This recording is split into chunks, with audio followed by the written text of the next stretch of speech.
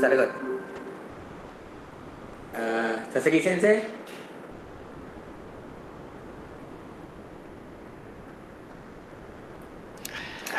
Yes, I can hear you. Okay, all right, thank you. But here is how we can echo. I guess you have the microphone and the speaker in the same room. Yeah, because I'm using this smart device supposedly. Is it echo again? This is Here are echoes. Here are echoes. Okay. Okay, but I will mute my microphone when we start the seminar. Okay. Yes, I'm waiting. Okay. So I think we have to start our first keynote speaker for this morning. What? Speaker.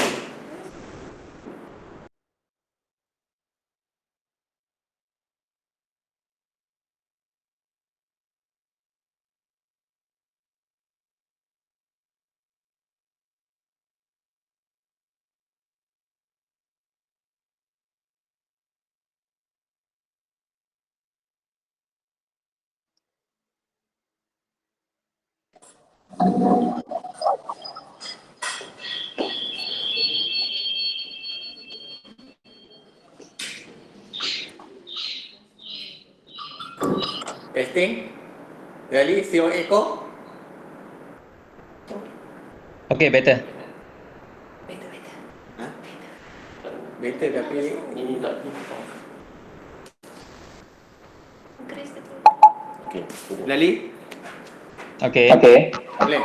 Echo better? Better. Alright. Okay. So we want to start this morning session. For your information, everybody that's logged into this webinar, please mute your microphones in order to have a better sound of the speaker. And we're going to have 3 keynote speakers for this morning actually. So we're going to start with Professor Sasaki from Japan, and then we have one speaker from India and one speaker from Malaysia. And this event is going to be broadcast through the Facebook, IEEE UTHM Students Branch Facebook. So we will broadcast this presentation as well. And please, Prof. Sasaki, share your presentation slide now so we can check. Is it clear for everyone? Dr. Razali, can you see the slide? Okay.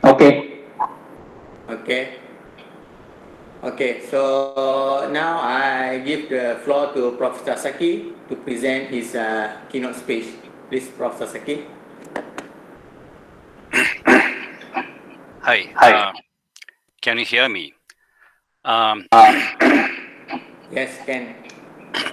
My name is Koichi Sasaki. Unfortunately, I cannot visit Malaysia to attend your conference. So today I'm speaking from Hokkaido University, Japan. I guess, okay, today I'd like to introduce you the fundamentals and applications of low temperature reactive plasmas. But I guess the audience is not familiar with Japan and the Japanese universities. And so before starting the scientific contents, I'd like to introduce my university, Hokkaido University. This is the map of the major part of Japan. Japan is composed of 4 big islands.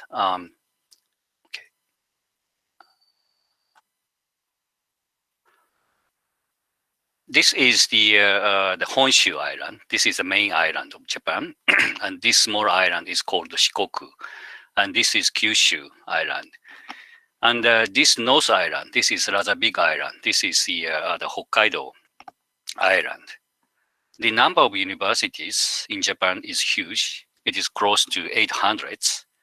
And among them, 82 universities are national universities supported directly by the government. Among 82 national universities, 7 universities are shown in this map are major universities, and they are the former imperial universities. And the major universities are located in the big cities in Japan. Hokkaido University is one of the former imperial universities, and it is located in the Sapporo city here. It is north part of Japan. The Hokkaido University is the most traditional and one of the oldest university in Japan. It was founded on 1896. That is just 8 years after the Meiji Revolution. That is a revolution from samurai society to modern society in Japan. As the Sapporo Agricultural College. And it was selected one of the 7 former imperial universities in 1918. The size of Hokkaido University is big, even in the 7 former imperial universities. The number of undergraduate students is roughly 12,000, and the number of graduate students is 6,000. The size of the campus is really huge, but most part is the research forest here. But this is the main campus. It is Sapporo campus. The size of the Sapporo campus is also huge. This is the biggest campus in Japanese universities. The university is located in the city center of Sapporo, which has the population close to 2 million. The university, Hokkaido University, is really a university. It is composed of 12 undergraduate schools and 19 graduate schools, including schools of humanities and social sciences. Several graduate schools, including our school, School of Engineering, can offer the degrees, the master and PhD degrees in English. This means overseas students can have lectures in English and they can be given the supervision in the research activities in English. They don't have to learn Japanese languages. Hokkaido University would like to welcome 9 students from Malaysia, and please contact me or the chairperson, Nafarizal bin Nayan, if you hope to join Hokkaido University, and especially if you hope to work with me as graduate students or postdocs in the field of plasma science. Actually, the chairperson, Nafarizal bin Nayan, was my old student and postdoc. Let me begin with what is plasma. You may sometimes hear the word plasma in TV news or in newspapers. And the possible words you hear may be the plasma display panel or plasma cluster. This is a picture of plasma display panel, which was released from Pioneer, which is a Japanese company many years ago. This was the first plasma display panel which had full high vision resolution. Plasma display panel is a kind of light source that is quite similar to the fluorescence lamp. Plasma display panel is composed of many pixels, and each pixel have the discharges inside it. And the ultraviolet light from the discharge is converted to visible light using phosphorus to make the pictures on the panel. Plasma cluster is released from Sharp. It is also a Japanese company. And the small discharge is included in this small source. small source of the clean air. And the cluster water ion are released from here. And cluster water ions are useful for killing virus in their room. These are typical products including plasma in their names.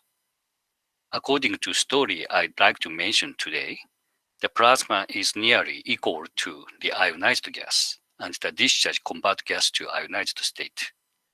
Plasma is nearly the ionized gas, but we have more rigorous scientific definition. Plasma is sometimes called the fourth state of matter. You may well know all the matters have three states: a solid, liquid, and gas. Solid and liquid are condensed states where the attractive force among molecules is strong.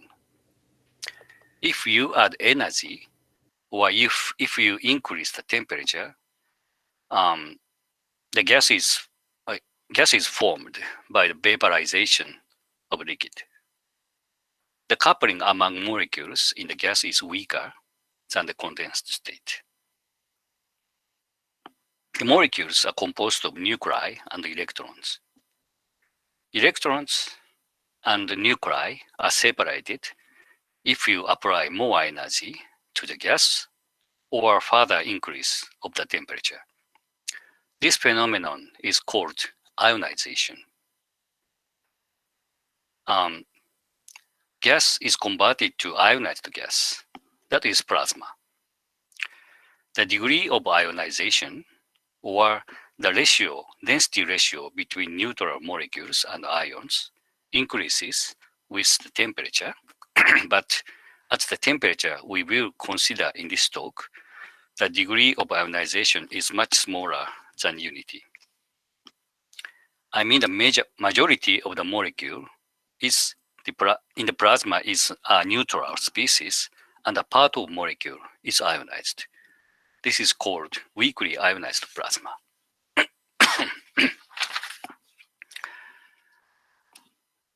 Plasmas are categorized into two types. One is called thermal plasma. More rigorously speaking, it must be called the plasma at the thermodynamic equilibrium. The thermal plasma is at the thermodynamic equilibrium, so the temperatures of neutral species, or the gas, and the ions and electrons have the same temperature. To keep the ionized state, the temperature must be higher than 10,000 Kelvin. Usually, the thermal plasma is produced at relatively high gas pressures. Typically, it is produced in atmospheric pressure. The thermal plasma has many applications in chemical engineering, such as waste treatment. The other type of plasma is the non-equilibrium plasma, or non-thermal plasma. This is the plasma I talk today mainly. The most important nature of non-equilibrium plasma is that electron has the much higher temperature, or the energy, than ion and neutral species. The electron temperature is higher than 1 electron volt, or 10,000 Kelvin. But the gas temperature is kept at low, typically lower than 1,000 Kelvin. The non-equilibrium plasma is mainly produced at reduced pressure.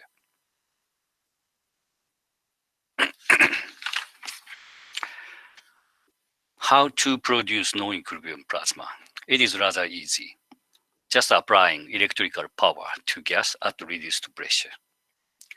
The reason why we can realize the non-equilibrium state is a bit complicated. Electron has much smaller mass than ion and neutral species.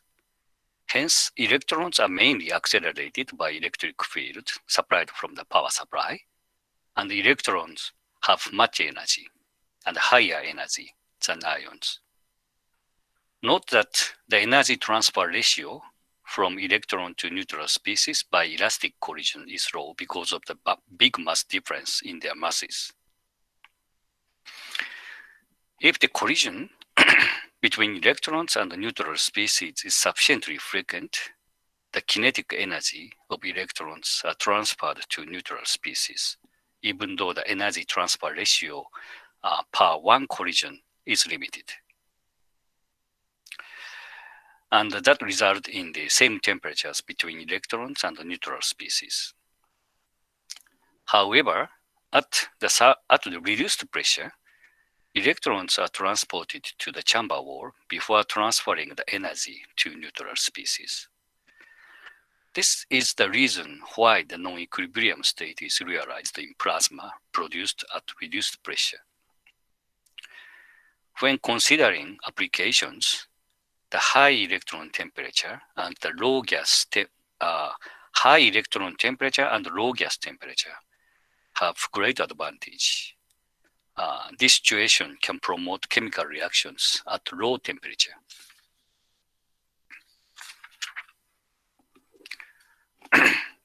This is the list of inelastic collisions in plasmas. The first is ionization. The second is excitation. And third is the dissociation of molecules. The molecule XY is dissociated into X and Y.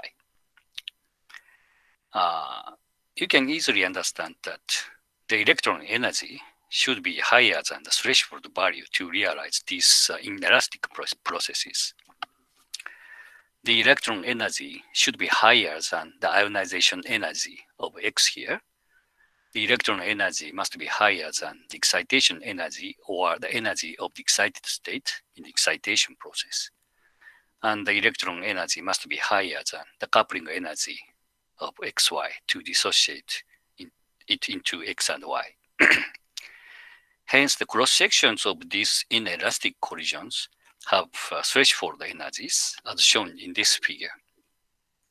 The vertical axis is electron energy, and horizontal axis is electron energy, and the vertical axis is the collision cross-section. This is the cross-section with elastic collisions. It doesn't have the threshold energy. But in these inelastic collisions, we should have this the threshold energy. And the threshold energy ranges around 10 electron volt. In plasma with electron temperature of several electron volts, kinetic energy of a part of electrons is higher than the threshold energy. And we can realize these processes in plasmas. The important point here is that the dissociated species X and Y here in this example are radicals and they are reactive. This is more realistic example. CF4 is a stable molecule and we can buy it using the gas container. But if we produce a plasma using CF4, it is dissociated into CF3 and atomic fluorine by electron impact. CF3 and fluorine are radicals. They are chemically reactive because they have unpaired electrons.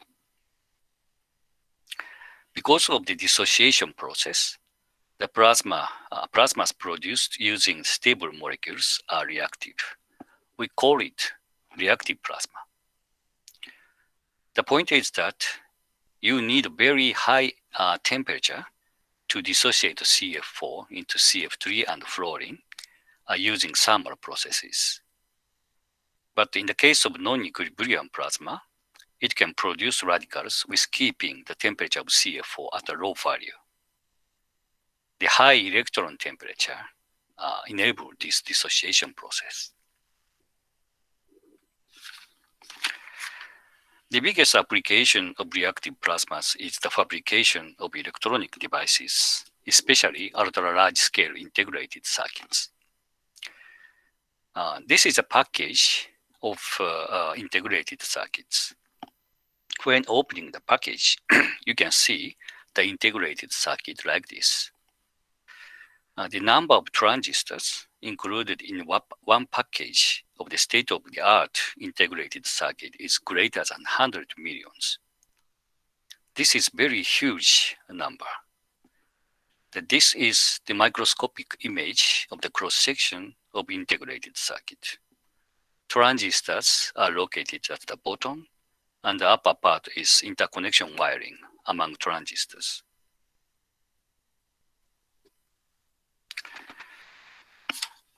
Why can we include the huge number of transistors in the one package of integrated circuits?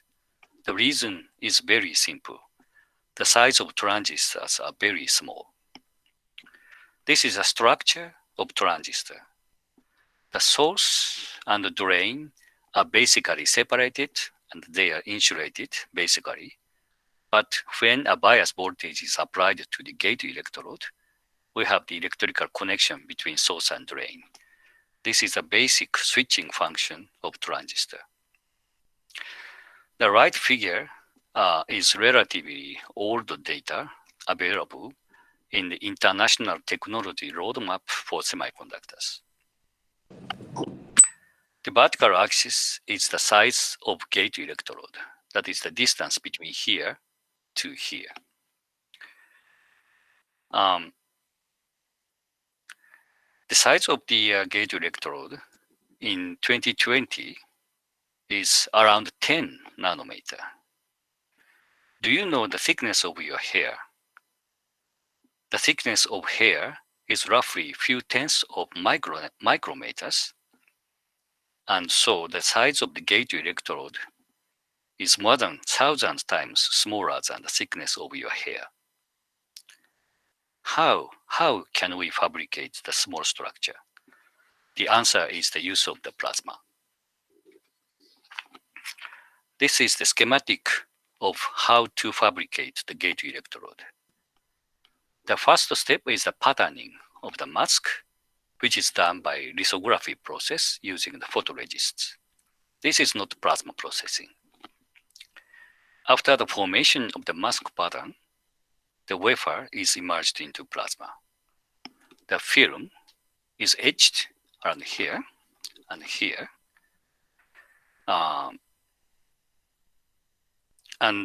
We can obtain the etched film with the same size as the mask.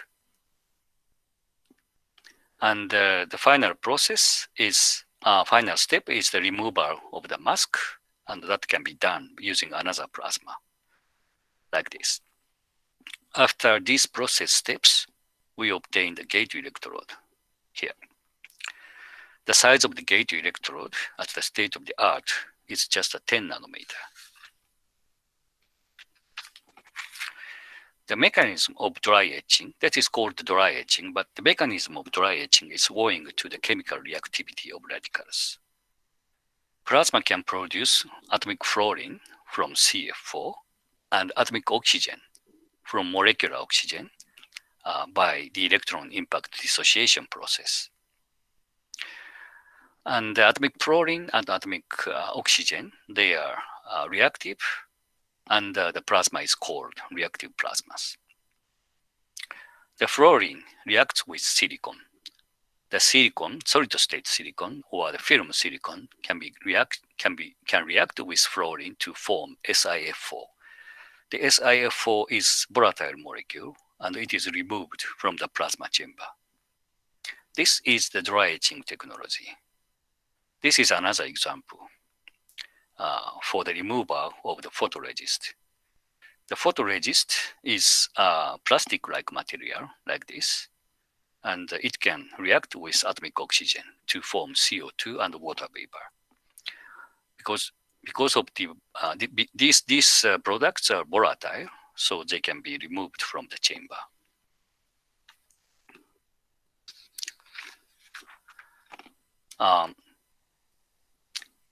The vertical etching profile, like this, is very important to realize fine patterning. The vertical etching profile is realized by the ion irradiation. This is very famous and important work reported in 1979 by Coburn and Winters.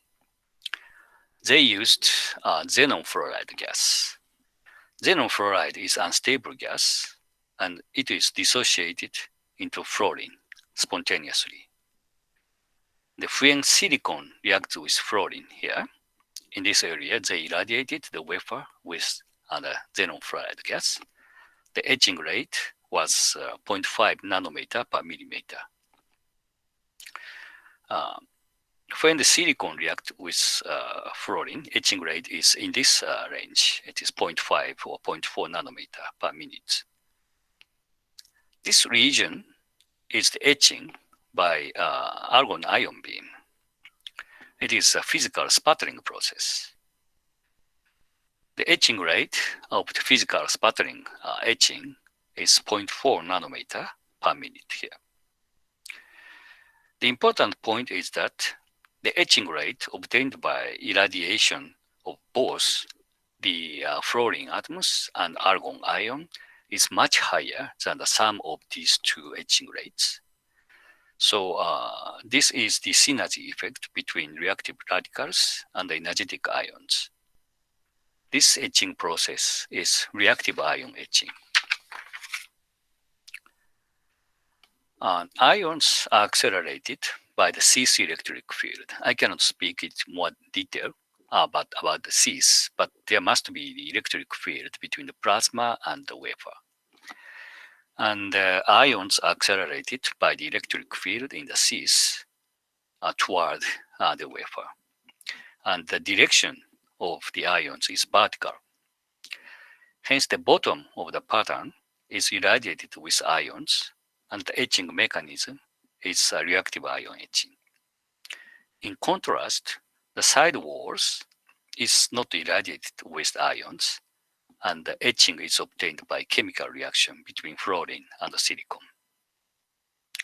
Since the rate of reactive ion etching is much higher than chemical etching, we can realize the vertical etching profile. The discovery of reactive ion etching is really the innovation in the fabrication technology of ultra-large-scale integrated circuits. Both the production of fluorine radicals and the acceleration of ions are only possible by using reactive plasmas.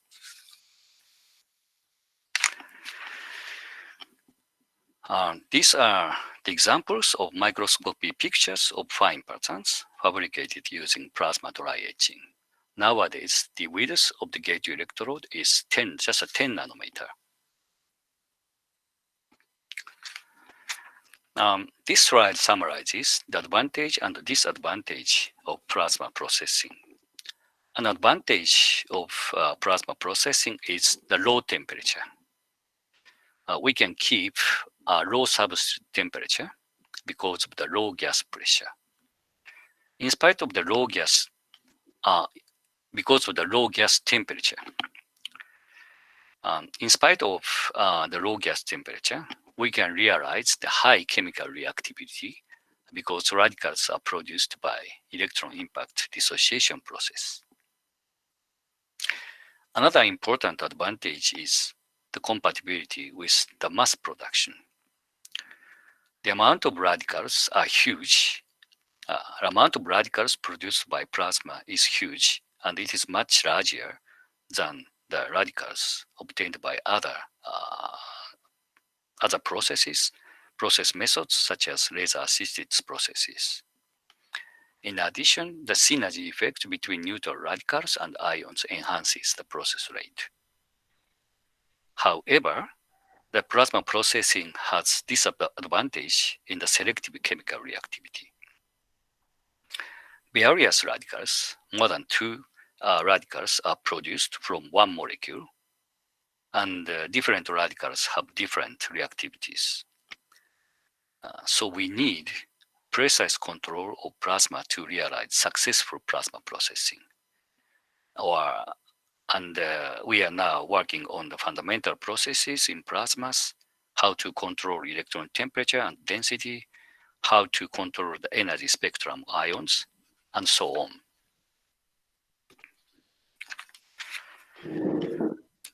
I emphasized the application of reactive plasma to the fabrication of electronic devices.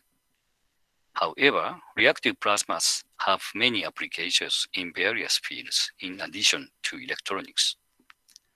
In the field of material, the application are the fabrication of solar cells, the synthesis of nanoparticles, deposition of thin film, and treatment of the material surfaces.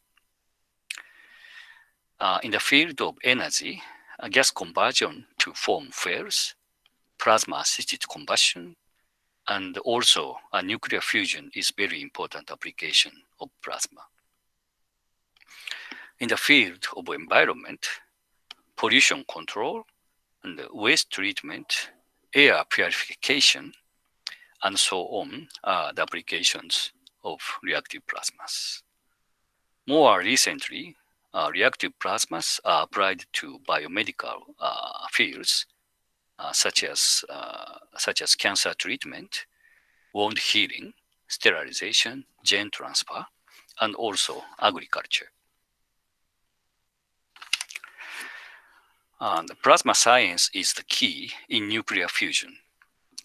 Nuclear fusion is the production of energy by reaction between deuterium and tritium. This is the schematic picture of ITER. This is a very big fusion experimental machine under the construction in France by the collaboration among Japan, European Union, United States, Russia, China, Korea, and India. This is a huge machine. You can see this is the size of human being. If the fusion engineering is realized, the human society is released from the problem of energy sources. This is a smaller application of atmospheric pressure reactive plasma to the energy field. That is a plasma-assisted combustion. This is a picture of burner frame. This is an experiment, and this is a small burner frame. And when we produce a plasma at the bottom part of the frame, we observe the shortening of the frame length, which indicates that the burning velocity of the frame core is enhanced by the chemical reactions produced by radicals. This is a concept of application of plasma-assisted combustion to automobile engines. The horizontal axis is the fuel ratio, and the left-hand side means the lean fuel condition, and the vertical axis is the minimum ignition energy. The conventional gas engines work at this region, relatively high fuel ratio. The HCCI engine can work at the lean condition, but it needs higher ignition energy. The plasma engine realizes the lean combustion with a low ignition energy. The next is the application to environment. This is the plant level application of thermal plasma here to the waste treatment. It is called plasma melting furnace. It is placed here, the plasma is placed here, and garbage from the city is collected and put into this the thermal plasma. And this can work as the environmental friendly method for garbage disposal. This is another environmental application I'm working currently. It is the gas conversion with the combination with catalysis. It is called plasma catalysis. The various gas conversion processes are possible. The production of ammonia from nitrogen and hydrogen, the production of carbon monoxide from carbon dioxide, this can work as the fuel, and the production of methanol and ethane from the mixture of CO2 and hydrogen. The reactions are realized on the surface of catalysis in many reactions. Here, if the gas phase is ionized or if it is a plasma, we can expect the enhancement of the reaction rate, and the enhancement of the reaction rate is believed to be obtained by the help of the vibrational excited states. of molecules. It is produced in plasma. This is the utilization of another non-equilibrium nature of the plasma. The vibrational temperature of molecule is much higher than the gas temperature.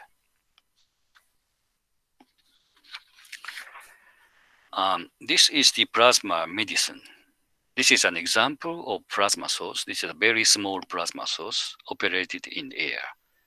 This type of plasma is applicable to dental clinic, treatment of skin like this.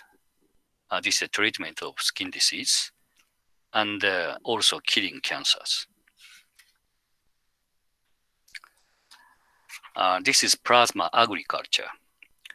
Plasmas are useful to keep oranges to be fresh, like this. And growth rate of white radish is enhanced by the plasma irradiation. The production of mushroom is enhanced by the plasma irradiation.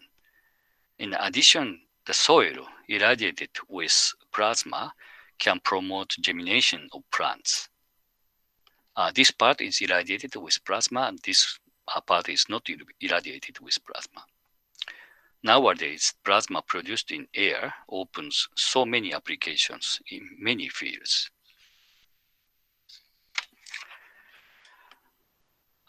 This is the list of number of participants in the IEEE conference, which was held in Sapporo last year. IEEE is an international conference in phenomena in ionized gases. This is the most traditional and the most important conference in the field of low temperature plasmas.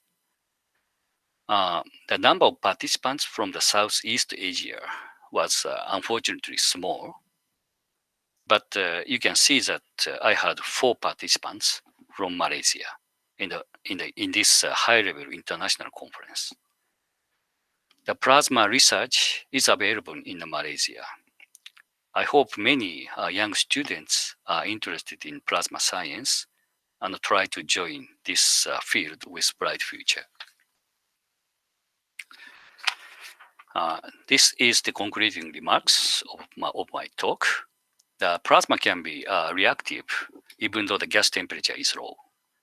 This is due to the non-equilibrium nature of the plasma, or electron temperatures are much higher than the gas temperature. So the low temperature reactive plasmas are realized by the production of radicals by electron impact dissociation of molecules. The most important application of low temperature reactive plasmas is the fabrication processes of electronic devices, especially the ultra-large scale integrated circuits. The more than 70% fabrication steps of ULSI, or flat display panel, a liquid crystal flat display panel, need plasma processing. Recently, plasmas expanded their application fields to energy, environment, and biology. The further expansion of plasma applications will be done by the participation of young students. So that's all. Thank you for your attention.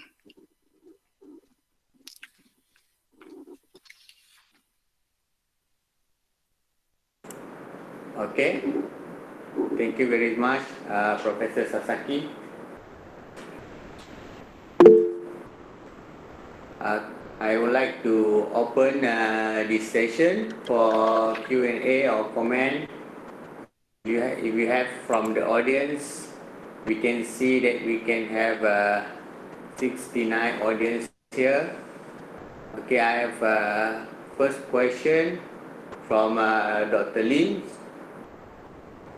I think Professor Sasaki can also see on the chat on the right hand side of the page. The question is about the plasma treatment for agriculture is better for the seed treatment or for the planted treatment. What is the challenge in this field? Can we have your comment? Okay, I see the question. But there is an echo. Please stop your mic for a second. Okay, the question is the plasma treatment for agriculture is better for seed treatment or planet treatment. I think the most of them is done for the seeds.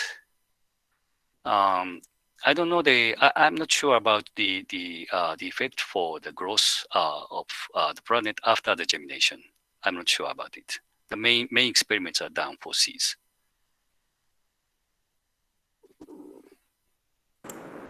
Okay, I hope we answer you, Dr. Lim.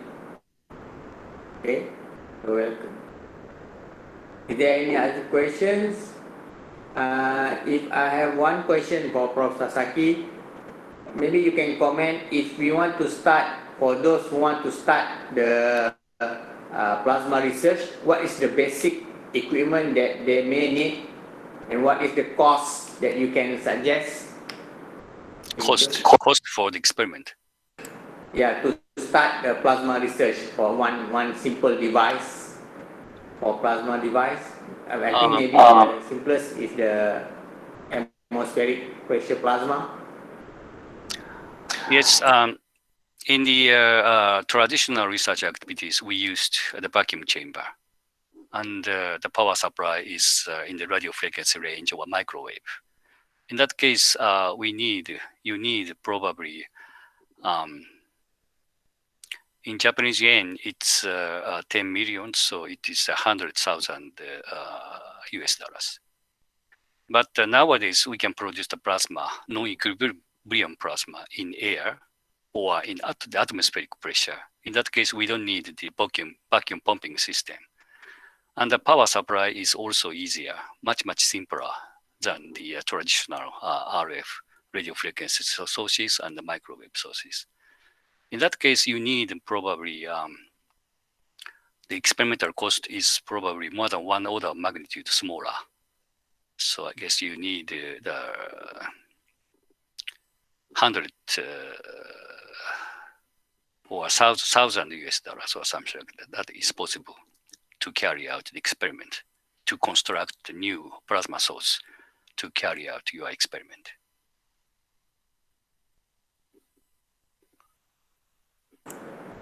Okay, thank you. Is there any other question from the participants?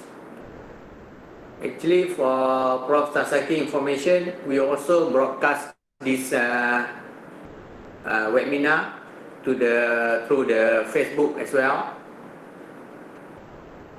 So we have the IEEE UTHM Facebook. So I can see we have some also audience from there also. It's okay. It's okay. This This content content includes actually nothing. nothing. It's a tutorial method. Can you comment about if for those who want to continue their PhD in Hokkaido University, is there any kind of sponsorship or support they can have? Is there any Japan provide any sponsorship from Japanese side? I guess you You know that well. In Japan, we cannot include the salary for students in the research budget. So it is quite difficult for us to hire students using our research budget. So basically, students can earn the scholarships from the government, the Malaysian government or university, or you can have the small chance to have the research scholarship from the Japanese government mixed. There are several routes. One is you may access to the Embassy of Japan in Malaysia, or you may access to the university administration to have the vacancy of recommendation to the government or something like that. And the Japanese system is quite it is close to the stupid situation. We cannot pay the salaries for students in Japan, basically. So we need the students who have the scholarships from the government, or maybe possibly some private foundations can support the students from abroad. We can help the students to earn the scholarships. But I guess almost all the professors in Japan has a difficulty in in the paying salary for students from their research budget. Yeah, thank you, Professor Saki. So there is the same situation when I was in Japan. What can I share that we can do a part-time job in Japan. So while doing our study, so and also there is some private entity that will partially support the study as well. So this is what can I say? Can I share about? Is there any other question? So I think I have one last question that I would like to ask Prof. Sasaki is regarding about the technology itself. Now we know that Japan is very advanced in this plasma or semiconductor industry, and now Korea also have a lot of advanced equipment facility like Samsung or the semiconductor industry. So what do you think the future of semiconductor industry? Because in Malaysia we can see the number of Japanese company reduce because they move to the another side. Maybe they went to Thailand, they went to another company. So what you can see the in technology, this semiconductor industry, how will it expand? I think after Japan, now it's Korea. I think now it's moving to China. Or what is your comment on that? There is a structural problem in the semiconductor industry. In the semiconductor industries, the device companies cannot make the fabrication equipment, and the fabrication equipment is provided by the equipment makers, like Tokyo Electron, Lam Research, or Applied Materials. So the device companies, what is done by device companies is to buy the fabrication equipment and adjust the recipes and also optimize the process condition. It is not research activities, and so all the I mean that the semiconductor companies do not have to work on the development of the processing technologies. So the business is mainly determined by the production cost, and the production cost is determined by the people's salary and say price of land and the price of the factory. So it is going to the cheaper companies actually. It is very difficult for Japanese company to keep this kind of the very big business, but you know that one of the tip is very, very cheap, but the fabrication needs a much big, very big, say investment. So I think the Korea can keep their situation for a while, but it may move on to China or probably Southeast Asia countries probably, including Vietnam and Malaysia or Indonesia, I guess. The problem is the separation between the device makers and the equipment makers. So device makers, it is possible for device makers to make devices without doing any research activities, just buying the fabrication equipment from Tokyo Electron.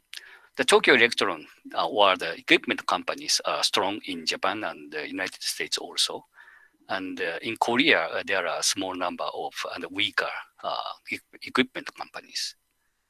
Now the technology is developed by the equipment companies, and what is done by device companies is just operating the machines and just producing the devices.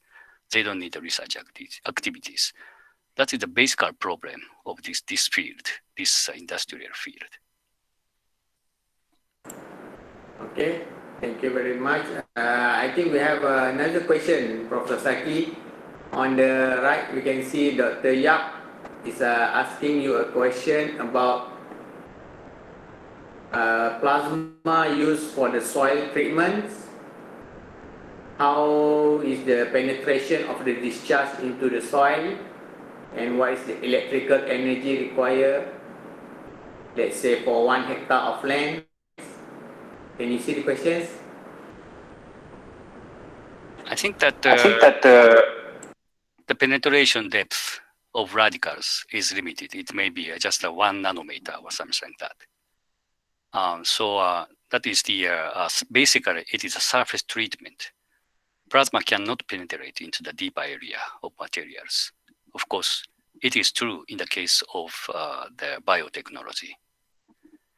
And electrical energy required for that, it is dependent on the size of your process, but to produce atmospheric pressure plasma, I think the energy or the power to produce the plasma is typically 1 watt or less than 10 watts.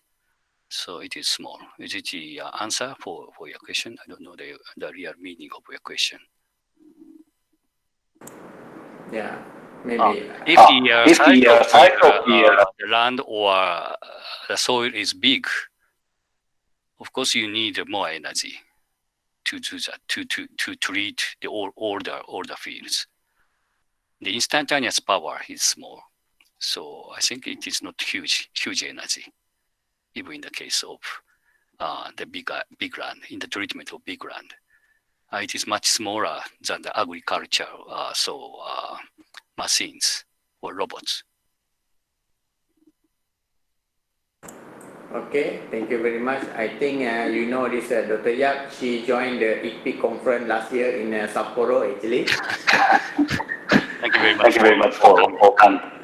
All right, so I think we have a very fruitful discussion and information from Professor Sasaki just now. So thank you very much, Professor Sasaki, for giving your keynote speech. I would like to thank, on behalf of the IEEE, we would like to thank you very much for Sasaki. And we want to move to the next keynote speaker number 2. And our second speaker is Dr. Babu. Are you here? Yes, I'm here. Okay, Dr. Babu from Indian Institute of Information Technology, Design and Manufacturing from India. So you can share your slide. Please share your slide presentations. Yeah, sure.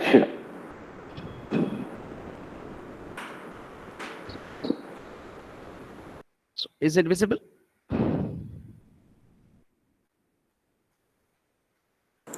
Okay, I can see your slide. Okay, thank you. So please proceed, Dr. Babu, with your presentation. Okay, thank you very much.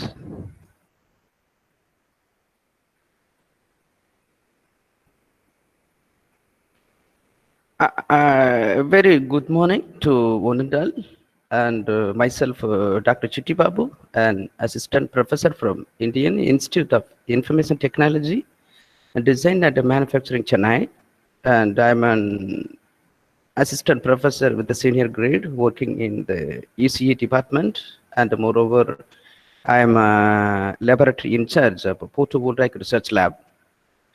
So as me with my team, as we have done extensive research in the area of an investigation on the advanced control strategies for grid-tied solar PV system, and we have developed a laboratory prototype of the small-scale solar PV system, and we have implemented an advanced control strategies for a grid-tied solar PV system, and we could be able to publish in the quality journals like IEEE Transactions and IET Renewable Power Generations and IET Power Electronics as well. So thank you for inviting me to deliver a keynote speech for an IEEE conference held in University Chapter Abdul Rahman, Malaysia. And the title of my lecture would be the investigation on the advanced control strategies for a grid-tied solar PV system. The outline of my presentation, it includes the objectives of research and what was the work has been done by me and my team. and how the grid interactive PV system, it works in the real time. So how each subsystem has been designed, including the control circuitry and power circuitry as well, and how the proposed control algorithm has been implemented in a real time with the help of DSpace 1104, and the experimental work has been carried out, and that has been validated with the simulation results as well, and it has come up with certain observations,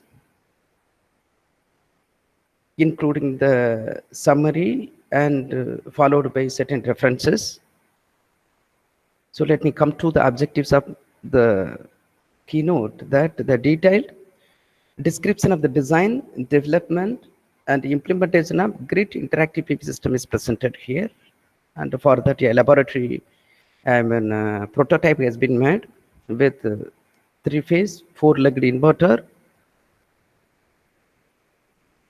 Basically, the three-phase, four-leg inverter here acts as a multifunctional inverter that controls an active and reactive power, which is being injected into the utility grid. And it also serves as an active power filter for power quality improvement, and hence the name multifunctional inverter system. An advanced active current control strategy has been implemented for a three-phase, four-legged inverter. In addition to the grid synchronization tool, the adaptive PLL-based synchronization scheme has been incorporated. In addition to the advanced active current control strategy, to alleviate the effect of input signal magnitude on the overall system performance. The proposed system, it provides and power quality improvement features such as the current harmonic compensation in the source current or in the grid current, and load reactive power compensation whenever there is a connection of a nonlinear unbalanced load at the point of common coupling, and how the proposed control strategy supports and reactive power to maintain the voltage profile constant at BCC.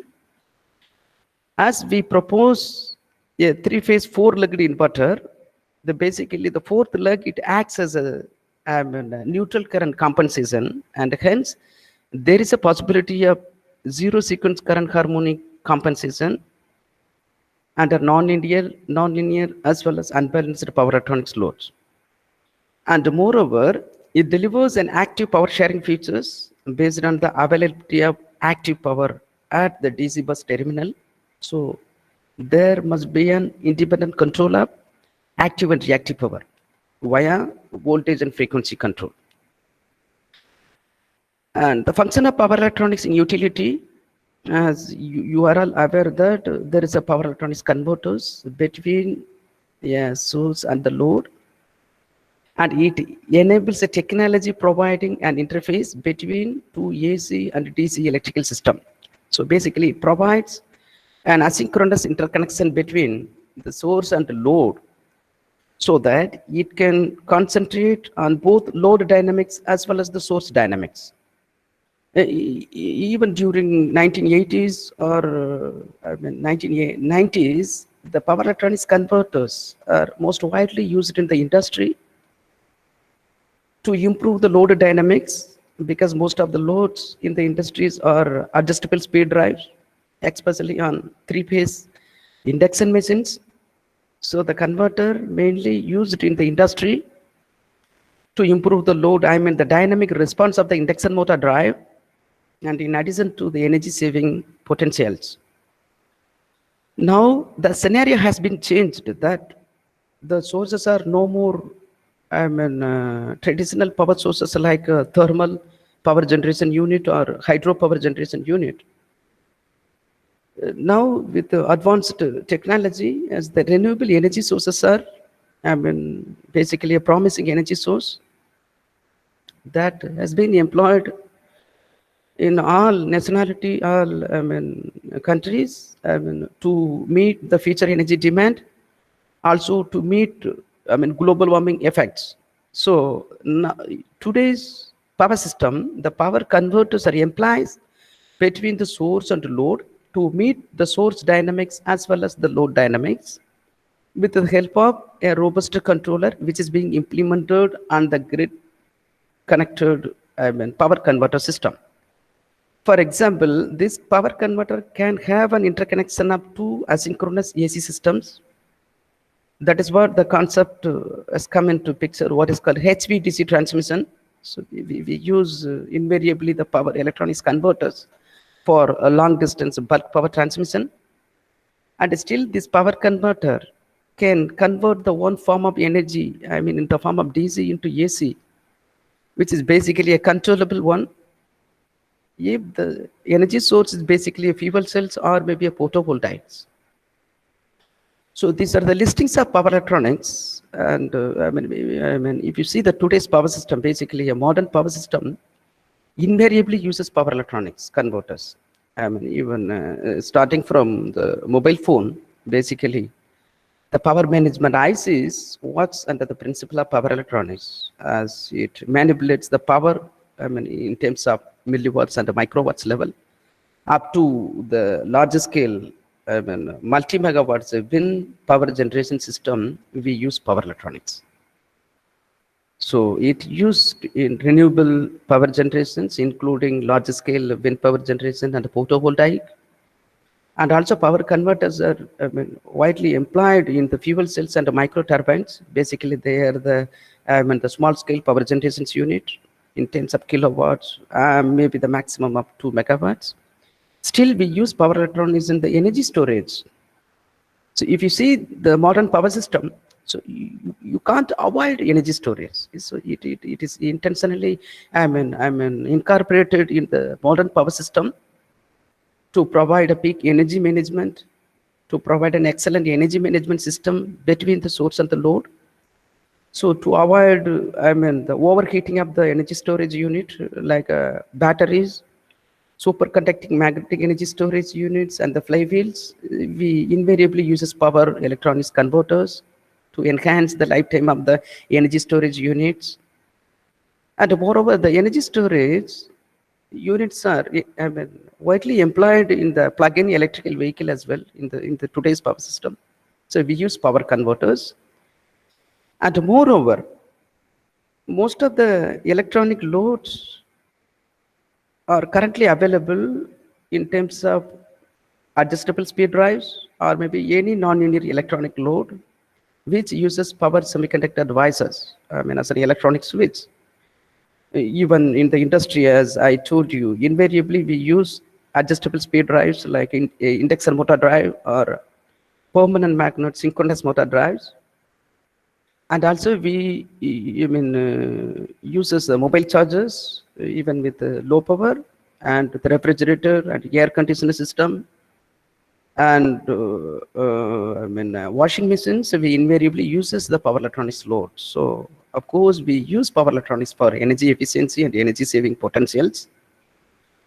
And there is a norms of power quality as well, as we know that most of the loads are basically an electronic load, basically non-linear in nature. So, and hence there is a problem of power quality. Basically, you distort your supply current waveform, so that may overheat the electrical utility, and hence it may damage the utilities as well. So we propose power electronics converter based dual feeders or uninterrupted power supplies, basically for critical loads. And we use power electronics converters based dynamic voltage restorers, basically called a DVR, for the voltage sag and the voltage swell mitigations. In addition to the above said applications, still we use power electronics for long distance transmission and distributions as well, to improve the grid stability and also to control an independent control of active and reactive power. Moreover, it improves the voltage profile as well. That is what the flexible AC transmission system called the FAX devices are incorporated in the transmission system as well as in the distribution system in terms of the D-STATCOM for improving overall the system performance. And also it widely used in a HVDC transmission for bulk power transmission. Even today we use invariably HVDC transmission system for underwater, undersea cable. Even I hope that there must be a HVDC, intertie between the Malaysia and the Thailand. So similarly, even in India, we have a very number of HVDC, intertie for long distance bulk power transmission in an efficient manner. And let me come to the control strategy, which is used in the grid interactive power converter system. As I have taken a case study of the solar PV system, which feeds power to the utility grid, as we invariably uses a DC to DC boost converter on the source side and a three-phase voltage source inverter, basically a PWM inverter on the grid side. The DC to DC boost converter, as it transfers an available DC power from the PV to a DC link, and the available DC link power will be inverted into an controllable AC power with the help of three-phase voltage source PWM inverter. So this inverter usually it interacts with the source, and hence this is what is called the source side converter. And the voltage source inverter basically interacts with the grid at a point of common coupling, so to satisfy the grid requirements. Hence, this is what is called the grid interactive power converter. So we employs a different control strategies in this grid interactive power converter system to improve overall system performance, because the three-phase voltage source inverter is basically interacts with the grid, and hence with the help of the control strategies which is being implemented in the inner as well as outer control loop, we can achieve the grid connection requirements. That grid connection requirements include active and reactive power control, basically a decoupled control, and power quality improvement, and improving the voltage profile at point of common coupling whenever there is an unbalanced and non-linear load which is being connected at PCC. And moreover, it also improves the dynamics of the system whenever the grid is under abnormal condition, including the fault conditions as well.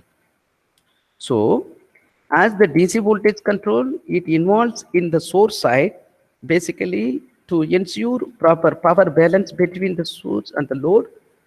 The DC link voltage capacitor, the voltage available at this terminal must be maintained constant, so that there may be a proper power flows from source to the grid, and hence there must be an balanced active power flows between the source and the load, so that it guarantees the constant frequency in the grid terminals. So this involves a DC voltage control. And moreover, as we have a three-phase voltage source PWM inverter, as it provides an controllable AC power which is being injected into the utility grid, the voltage at the point of common coupling has to be maintained constant with the help of the control strategy, which is being implemented in the inner current control and the outer voltage control, right? So this involves the AC control. So you have two control parameters here, the DC control parameters and the AC control parameters. Basically, AC control parameters are the grid current and the grid voltage. As you might be knowing, as we input controllable DC voltage into controllable AC voltage and AC current, of course there must be a problem associated with the grid current. Whatever be the the technique you propose in the three-phase voltage source inverter, you can't maintain the grid current sinusoidal. Of course, there must be an existence of the lower order harmonics as well as higher order harmonics and the grid current. So there must be an AC current control in addition to the voltage control at the point of common coupling. So the control loop includes a DC voltage control and the AC current control. By default, AC voltage control involves as well, because whenever there is an uncertainty or whenever there is a fault, or whenever there is a sudden change in load, of course there must be a problem of AC voltage at PCC. So it invariably needs AC current control and AC voltage control. On the source side, we should have a DC voltage control. So the AC current control and AC voltage control is possible with the grid interactive power converter that can operate as a grid feeding device or a grid forming device or maybe a grid supporting device for ancillary services, including voltage control, the frequency control, and power quality improvement. So the main control task of a grid interactive power converter is to manage the DC link voltage constant. If there is a power transfer from the renewable energy source, photovoltaic array, into the utility grid, and it has to control and injected AC power, both active as well as the reactive power. So the third option is also available in the the power grid interactive power converter system. Basically, that acts as a grid supporting device to improve the voltage profile or to improve the frequency via drooping control if the grid if it acts as a microgrid board, and of course there is an arms of power quality improvement as well. So the control parameters are DC parameters as well as the AC parameters. So we need to have a decoupled control mechanism between the DC voltage and the AC current and voltage. So we need a power theory. This is what is called instantaneous PQ theory, which has been implemented and derived by the Akaki from the Tokyo Institute of Technology, Japan. As the parameters are transferred in the stationary reference frame, basically called alpha beta, or maybe in the natural reference frame, basically the ABC or RYB reference frame, and the rotating reference frame, basically in direct as well as a quadrature axis components. So this is the simple control philosophy in the grid interactive power converter system. And as I told you that the grid interactive power converter, as it always interacts with utility grid, it has to follow certain standard to inject sinusoidal current into the utility grid. And hence, there is a harmonic limit for the grid interactive PV inverters that follows the standard either from a European standard called IEEE 61727 standard, and it derives for both the steady state as well as the transient condition of the utility grid. And still we follow, there is an alternate standard from US, basically an IEEE recommendations with IEEE 5192014. The recommended practices and requirements for harmonic control in electrical power system. In addition to that, for the higher rating grid connected inverter system, we follows IEEE 1547. And whatever be the standard we follows, either in the international, the European standard, or maybe in US standard, and all of them impose the following conditions regarding the grid current harmonic content. You can see that the level of the harmonic existing the grid current, starting from third harmonic up to 33rd harmonic, you can see the distortion limit. So overall, the total harmonic distortion of the grid current should not be higher than 5% as per IEEE 519/2014 standard, and it basically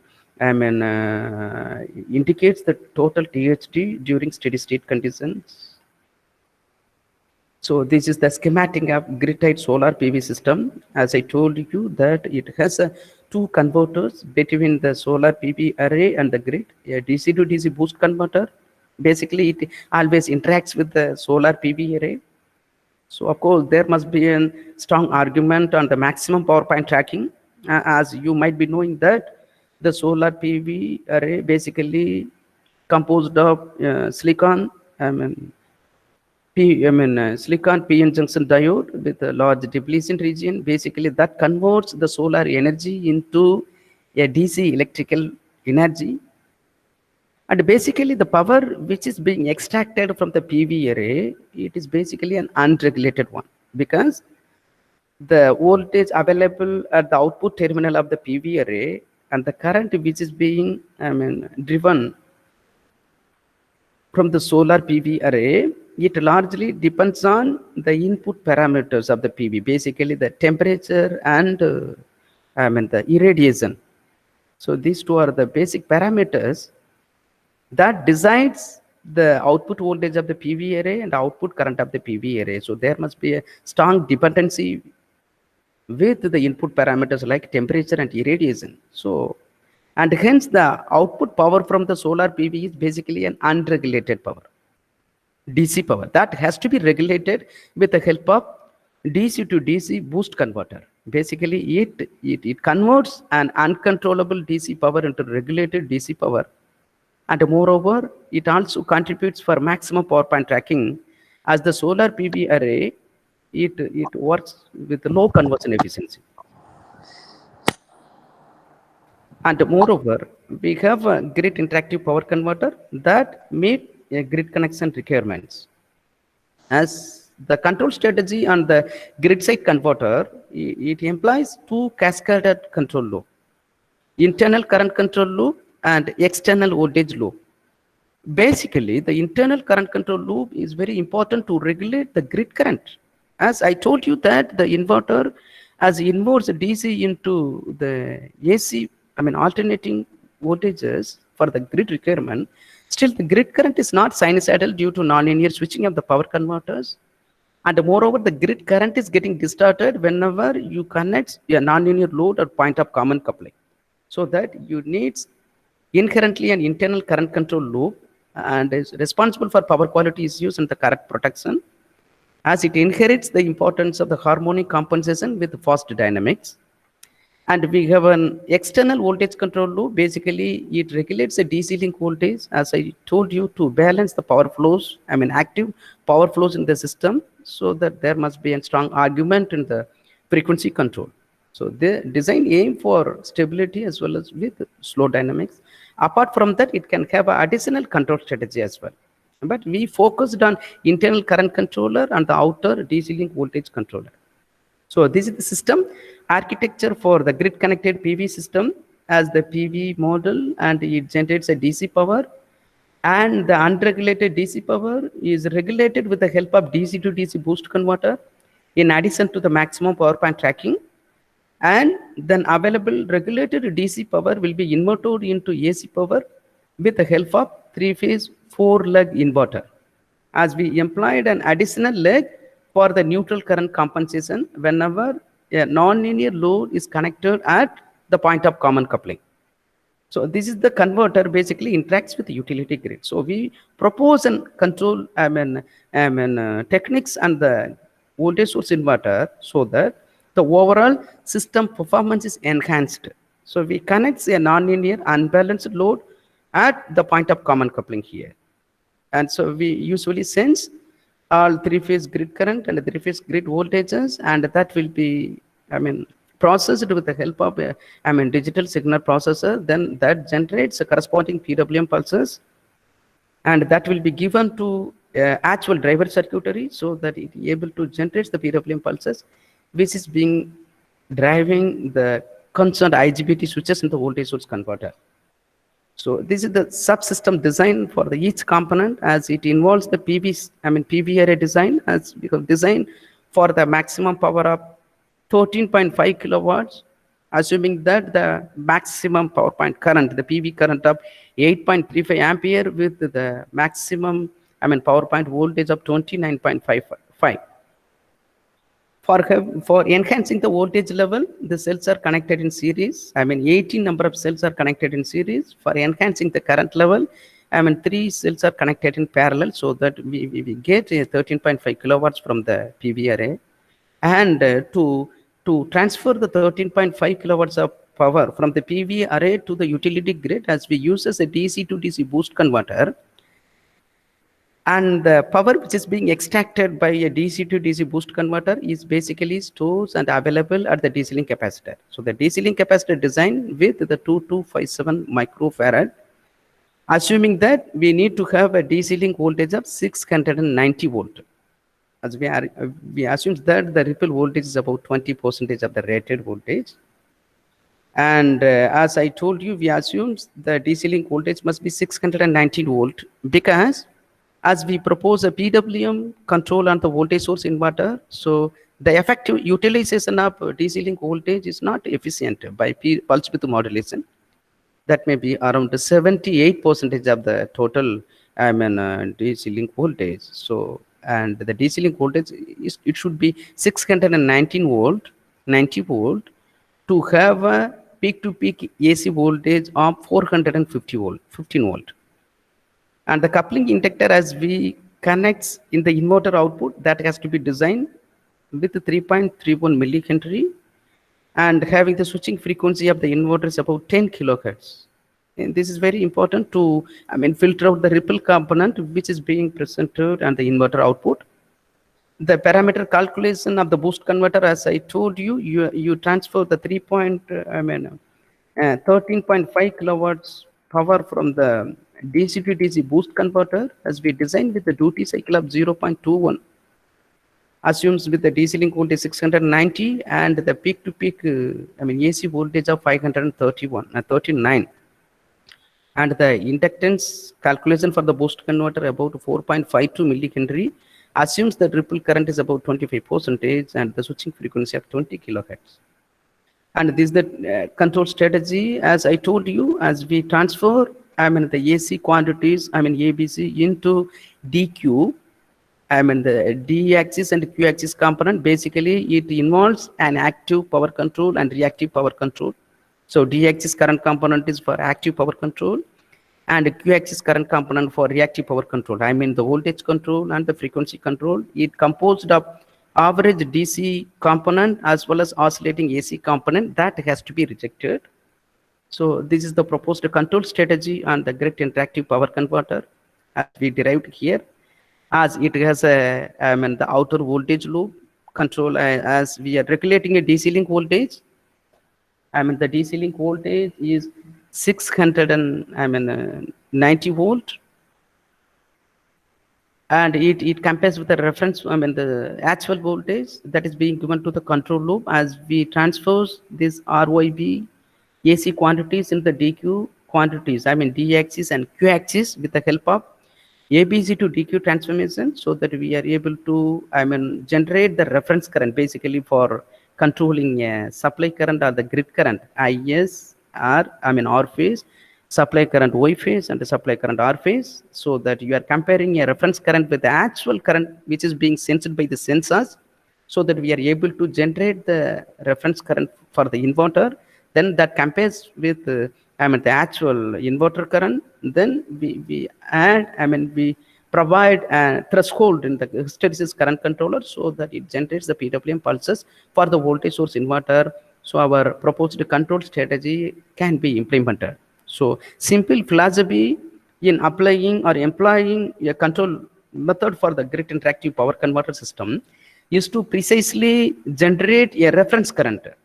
So because generating reference current in a precise manner or in an accurate manner is very important to implement your control strategy. That is what you can see here. When the supply current is under balanced, then obviously neutral current is 0.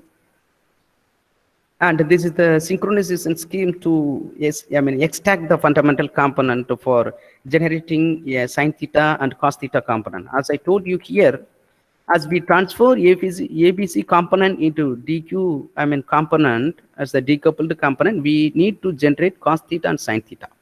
Basically, the generation of sin theta and cos theta component is what is called the unit vector generation. So that unit vector generation is possible by using a grid synchronization scheme based on the phase locked loop. We are able to estimate the fundamental component. Basically the fundamental component means the supply voltage with a frequency of 50 hertz. So we are able to estimate the fundamental component. It has to forcefully reject all harmonic component. So this is the schematic, and that has been proposed, and so that we are able to estimate the fundamental component. And then this is the outer voltage loop control. As I told you, this is very essential to regulate the power flows from the renewable energy source into the utility grid. And this is the DC link voltage control, that the actual voltage of the DC will be compared with the reference voltage. Then the error is given to the compensator, including the PI controller, so that we are always regulating a DC link voltage which maintains constant irrespective of the grid conditions, either under balanced or unbalanced conditions. And this will be the closed loop transfer function.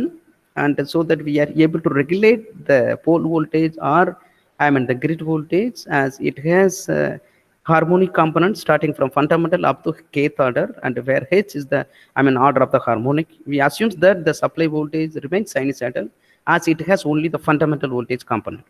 And this is the power flows operation, that as we transfer the power which is available at the inverter output terminal to the grid, so and it has basically a interfacing inductor reactance including the grid reactance, and then there is a power transfer from inverter to the grid with the help of the phase angle difference. That is what. So active power being transferred to the utility grid, basically the phase difference between the angle delta and the 0 degree, and it has a line reactance of X. So we assume the reactance is small, so that we are able to transfer the maximum possible power. So in addition to that, we employ an incremental conductance method of Mppt on the DC to DC boost converter. We know that the simple philosophy of implementing an incremental conductance method, that then the changes of the voltage of the PV and the changes of the current, that is a dIPV by dVPV plus IPV by VPV must be 0 to always. It implies that the point is available here, it is always constant, so that it implies the maximum power point tracking. So the point at which the maximum power is extracted, that is what is called the maximum power point tracking. And you can see the condition for the positive slope or negative slope, and always these changes must be always 0. So the change in current with respect to change in voltage, it must be always 0, so that you are able to track the maximum possible power with the help of DC to DC boost converter. And this is the the laboratory prototype, as it has been made in our the laboratory, as we are able to develop a grid interactive PV system, as it include all the sub-components of the system, including three-phase auto transformer and sensing elements, and as the control algorithm has been implemented with the help of the D space. Okay, so the D space, and we have a three-phase four-legged inverter, and addition to all the components, including three-phase non-linear load. And I told you that the control algorithm has been implemented with the help of D-Space, the DS1104 platform, that your control algorithm can be implemented through MATLAB Simulink, so that it generates the PWM pulses. So that will be given to the D-Space interfacing card, so that generate corresponding digital pulses that will be given to actual IGBT driver circuit, so that it is able to generate the real PWM pulses which is being driving the inverter switches, and hence there is a strong implementation of the control strategy. And these are the features of the D-Space, including the memory, and as it has a one three-phase PWM port and 4 single-phase PWM generator port. In addition to that, it has a memory, timers, and interrupt. Basically, it is a typical embedded system as we use here. And this is the steady state response of the system, as we assume that the grid is under balanced. Obviously, the grid voltage remains sinusoidal, but you are connecting a non-linear balanced load at a PCC. You can see that there is an three-phase diode rectifier load is connected with RL. You can see the supply current is distorted.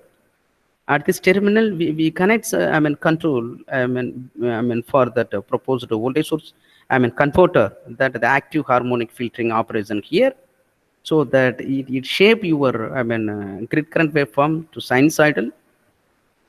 And moreover, it also improve the dynamics of the system with the multi-purpose voltage source control. And you can see the load current waveform, it remains a quasi-state, and the compensating current which is being generated by a voltage source inverter, so that it is able to compensate the harmonic current which is being generated in the grid current, so that it shapes the grid current waveform remains sinusoidal. You can see that the grid current as well as the grid voltage remains sinusoidal. Moreover, both quantities are in phase, and hence the strong argument and the unity power factor operation, so that it can reduces the reactive power burden on the utility grid. And this will be the changes and the active and the reactive power as well. And And this is the transient response under unbalanced loading. As I told you that we connect an unbalanced nonlinear load at PCC, and you can see that how the controller ensures an active current harmonic operation, so that it try to shape your supply current waveform remain sinusoidal, and hence there is an improvement of power quality. And in addition to that, the outer voltage loop control, it regulates the DC link voltage, and it tries to maintain the DC link voltage remains constant about 690 volt with the help of the proposed control strategy. And these are the dynamics in terms of active as well as the reactive power of the utility grid. And this is the experimental results for the different operation of that voltage source converter. And without any active harmonic filter, you can see that the supply voltage remains sinusoidal, but the load current, as we connect a three-phase diode rectifier load, you can see that there is a distortion in the supply current, and it is not sinusoidal. So by proposing an active harmonic current control and the grid interactive power converter system, so it shapes your grid current waveform remains sinusoidal. And moreover, the supply current is in phase with voltage, so there is an power factor, unity power factor operation. So hence it can avoid the reactive power burden for the utility grid.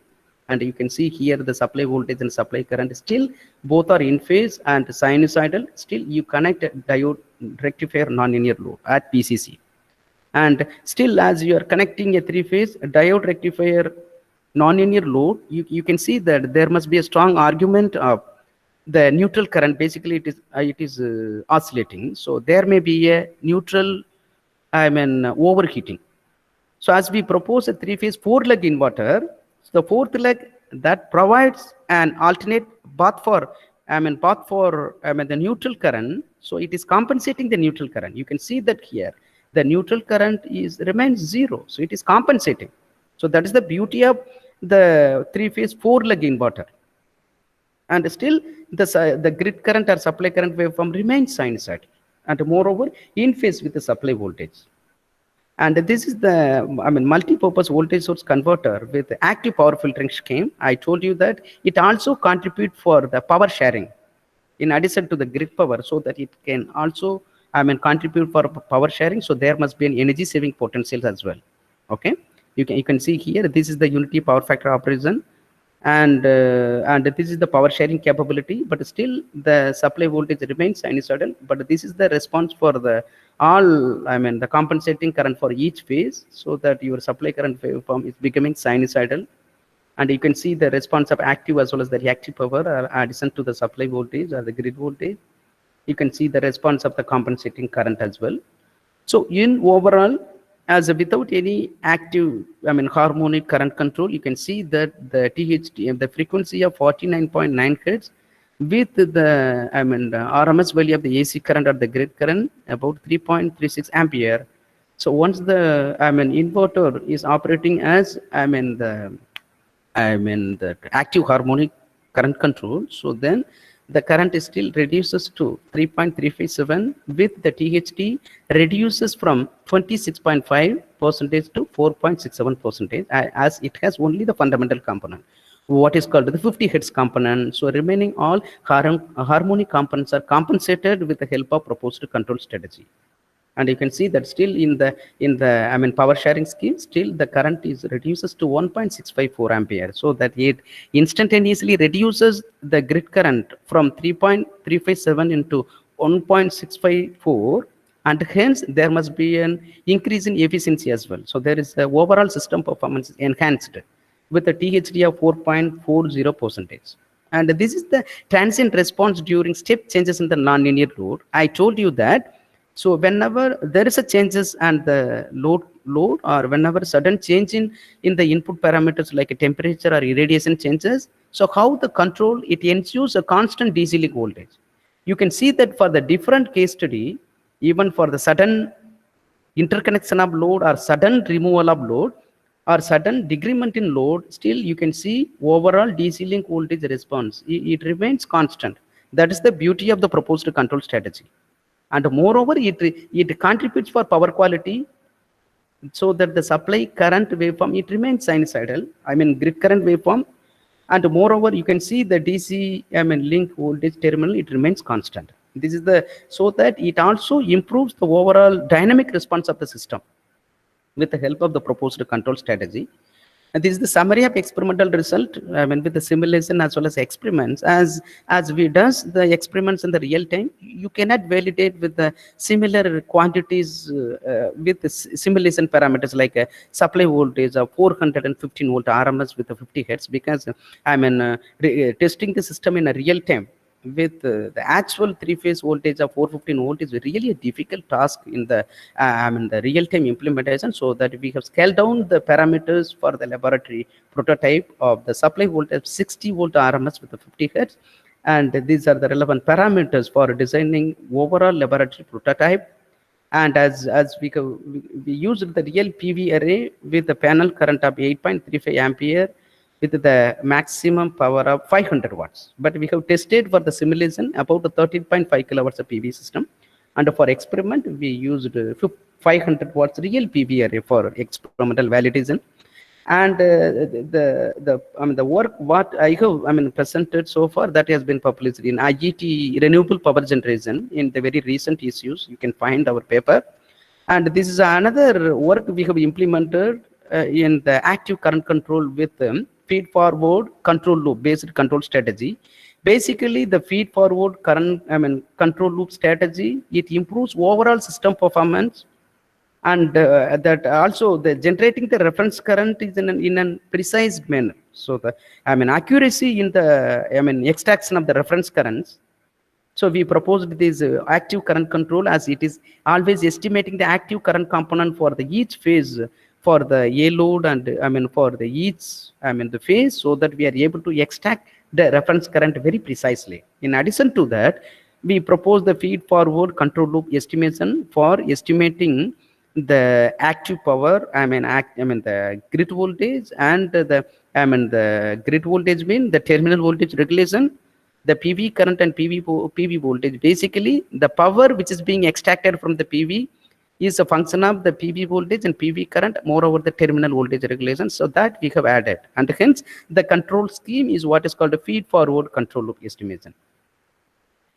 And this is the transient response during PV perturbations, as we assume there is a strong changes in the irradiations, and how the proposed active current control with the feed forward control loop it works, as it regulates a grid current sinusoidal. Moreover, we are connecting a three-phase diode rectifier load, so the response is like a staircase waveform. The compensating current is almost generated by the inverter, so that it can able to shape your grid current waveform remain sinusoidal. You can see how it regulates a DC link voltage. Is very essential to maintain the proper power balance between the PV array and the utility grid. So the control strategy, and the controller basically always tracks the actual voltage with follows the reference trajectory of 619 volt. And you can see that, and you can see the dynamics of the PV active as well as the reactive power for the changes in the irradiation. And as I told you that, as the proposed control strategy, it establishes a robust control on the DC link voltage stabilization. You can see that in the control method proposed in the literature, it having a large peak overshoot and beyond 619 volt, and moreover, the settling time is quite large. So by proposing the feed forward control loop structure in this control strategy, so we are able to reduce the peak overshoot as well as reduce the settling time as well. You can see the zoomed version of the DC voltage is stabilization with the help of feed forward control loop. And these are the the experimental results of the proposed control strategy. It seems that without any control strategy and the inverter, still supply current waveform is a staircase like a distorted current. It has a lower order harmonics like a fifth order and seventh order harmonic. As you propose the control strategy, as we shape your grid current waveform remains sinusoidal, and it in phase with the supply voltage or the grid voltage. So there is a possibility for unity power factor operation as we achieve the help of proposed control strategy. And you can see the compensating current by the inverter, and you can see the DC bus voltage almost it remains same. It's constant. It is stabilizing the DC link voltage in an excellent manner. And moreover, yes. Dr. Babu, can you conclude your talk in 1 or 2 minutes? Yes. Yeah, and this is the neutral current. Is basically, there is a neutral current flows due to nonlinear unbalanced load.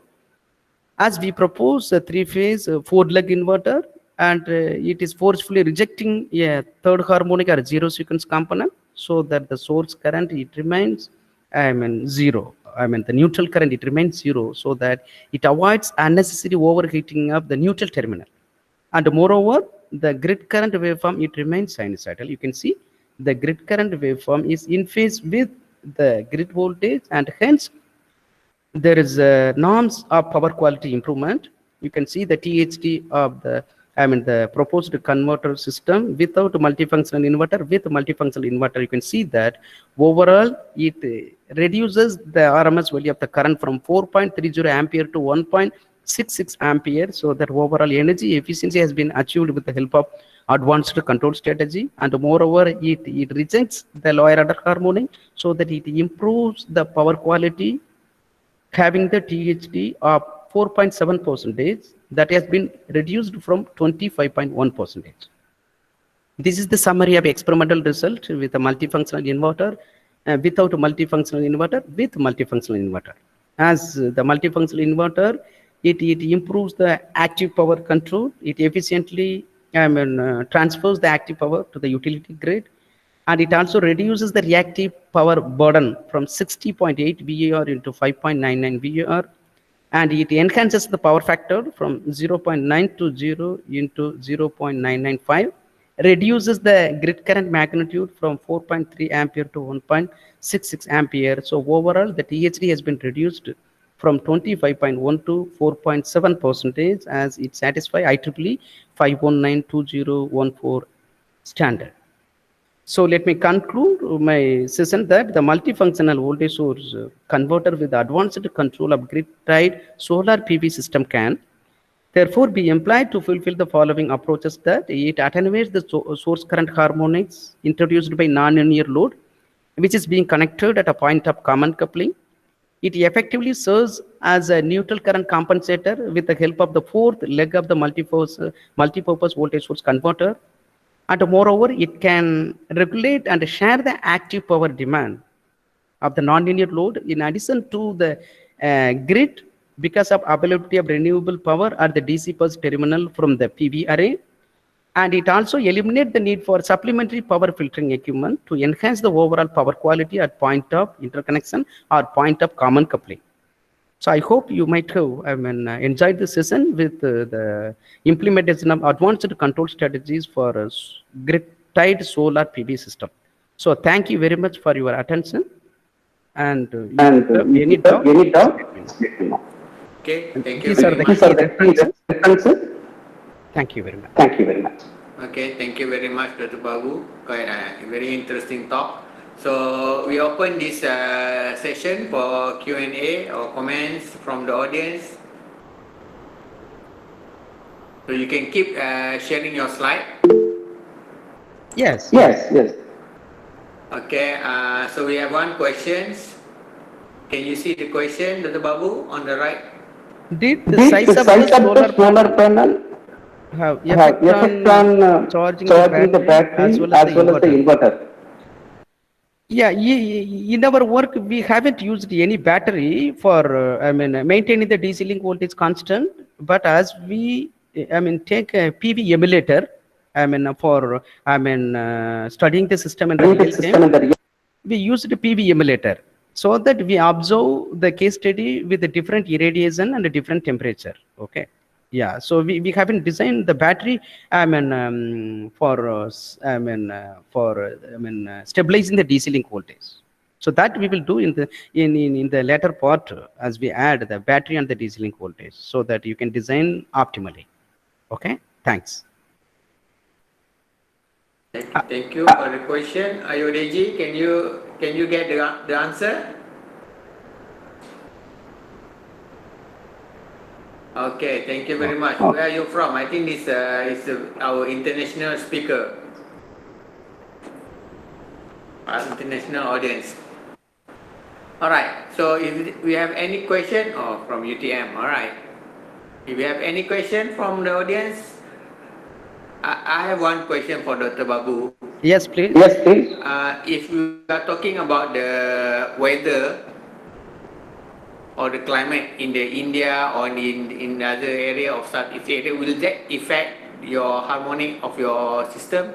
Yes, of Yes, course. of course. If you see, basically, India as is located in a subtropical, climatic conditions. So, controlling or employing a control strategy in the real PV system is a very difficult task. That is what still we don't have proper grid connection requirements. So that has been developed by Indian government. Okay. So if you see, so connection of, photovoltaic, the array with utility grid is a very difficult task because here the climate is a very intermittent. That is what. So subtropical weather, there is a possibility to generate the power with the help of PV. That is what the PV also is one of the prominent renewable energy source in addition to wind power generation. But still, the integrating such renewable energy source with the utility grid is a difficult task. That is what we researchers are working to improve the overall system performance by independently controlling active and reactive power, and by improving the power quality, and even by providing ancillary services, including the low voltage right through or high frequency right through as well. Yeah, it's still finding an exact solution is a very difficult task, as you might be knowing that the power generation is strongly dependent on the solar irradiation and temperature. Even the forecasting such energy source is also a very difficult task. Right? So of course, is finding the solution is very difficult. It's a great challenge. Even finding the solution with in a cost-effective manner is very difficult.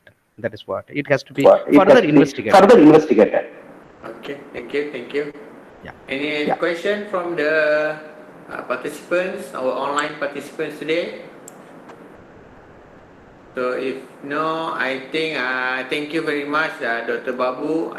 Very interesting talk from you from India. I think we can see something happen on the solar system in India. So I think it's a very informative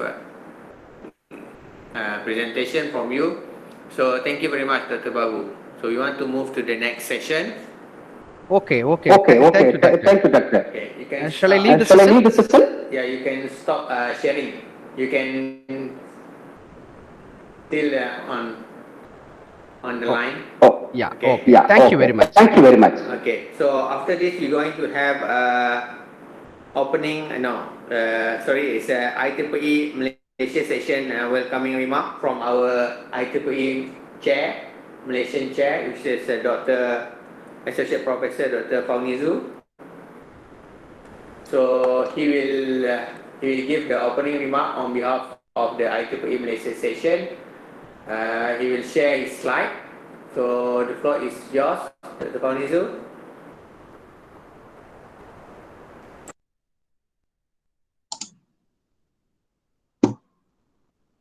All right. Thank you, Dr. Nafarizal.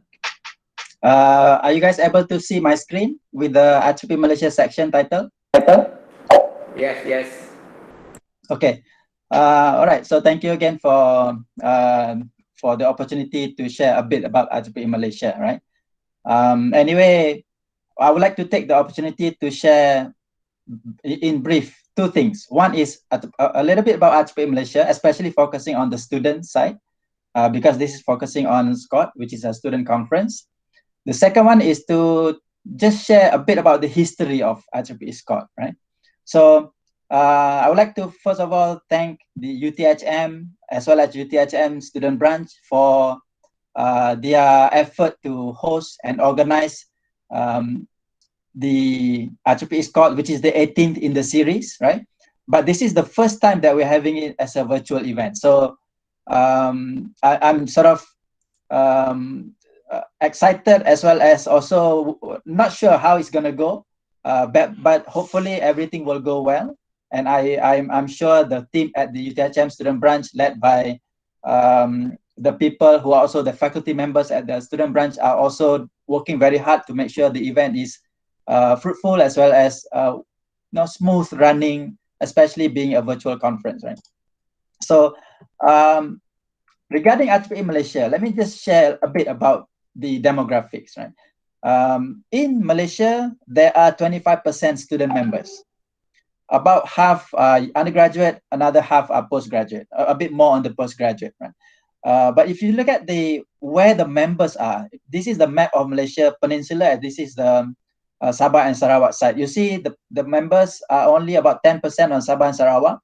Well, the population there is a bit sparse, but mostly the members are located somewhere in the Klang Valley region, right?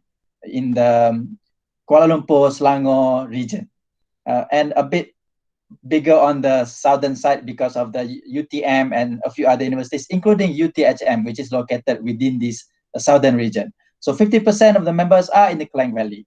And we are very fortunate to have a lot of people who volunteer themselves to be helping us running events, organizing workshops, organizing conferences, people like the volunteers in student branch of UTHM. So we have close to, I would say, 800 volunteers altogether in Malaysia from the 2,000 members that we have. And Malaysia has been in existence since 1985 for the last 35 years. So we are, in a way, quite strong in terms of the volunteership, in terms of the membership. Right? So I would like to touch on the student side. For example, this is the whole organization of Malaysia section, right? Malaysia section falls under Region 10, and there are various entities such as the councils, we have technical chapters, we have affinity groups, as well as subsections in Sabah and Sarawak, these two. Right? But very important segment of the Malaysian section population is the student branches. There are 27 student branches, and under which there are SB chapters as well as SB affinity groups. So in total, there are close to 50 entities that are involving students. Okay, so a little bit of the numbers. If you see on the left side, this is the current number of student members distributed across the universities in Malaysia. As I highlighted UTHM as a host, we have 29 members in UTHM alone to basically run the student branches, to benefit from all the activities being conducted. So 29 is a good number for student UTHM to sustain, the momentum, to sustain the leadership. Most important is to sustain the leadership of the student branches, because that is what is driving the student branch. And I can note that there are majority engineering students, but some of them are computer science and IT students, as well as a few other areas, right? But majority is engineering and IT side. These are all the student members that we have currently in existence as of today. I just checked today, actually. Historically, UTHM was established in 2016, and the first student branch was set up, which is at UTM in Skudai, Johor, in 1999. And we have various student branches established throughout the years. I myself come from UTP. We established the student branch in 2005. I think at that time, I invited some speakers from section to get interest from the students within the UTP, and we ended up setting up in 2005. And along the years, we have had now 27 student branches, and the latest one is the UPSI student branch. And the current numbers, some of them are quite strong, very strong. Some of them are not as strong as we would like, right? But in the middle here, these are good momentum, good significance of the numbers of the members. And now I'd like to just give a brief history of IEEE Student Conference on Research and Development. Okay, from the list here, it was set up in 2001.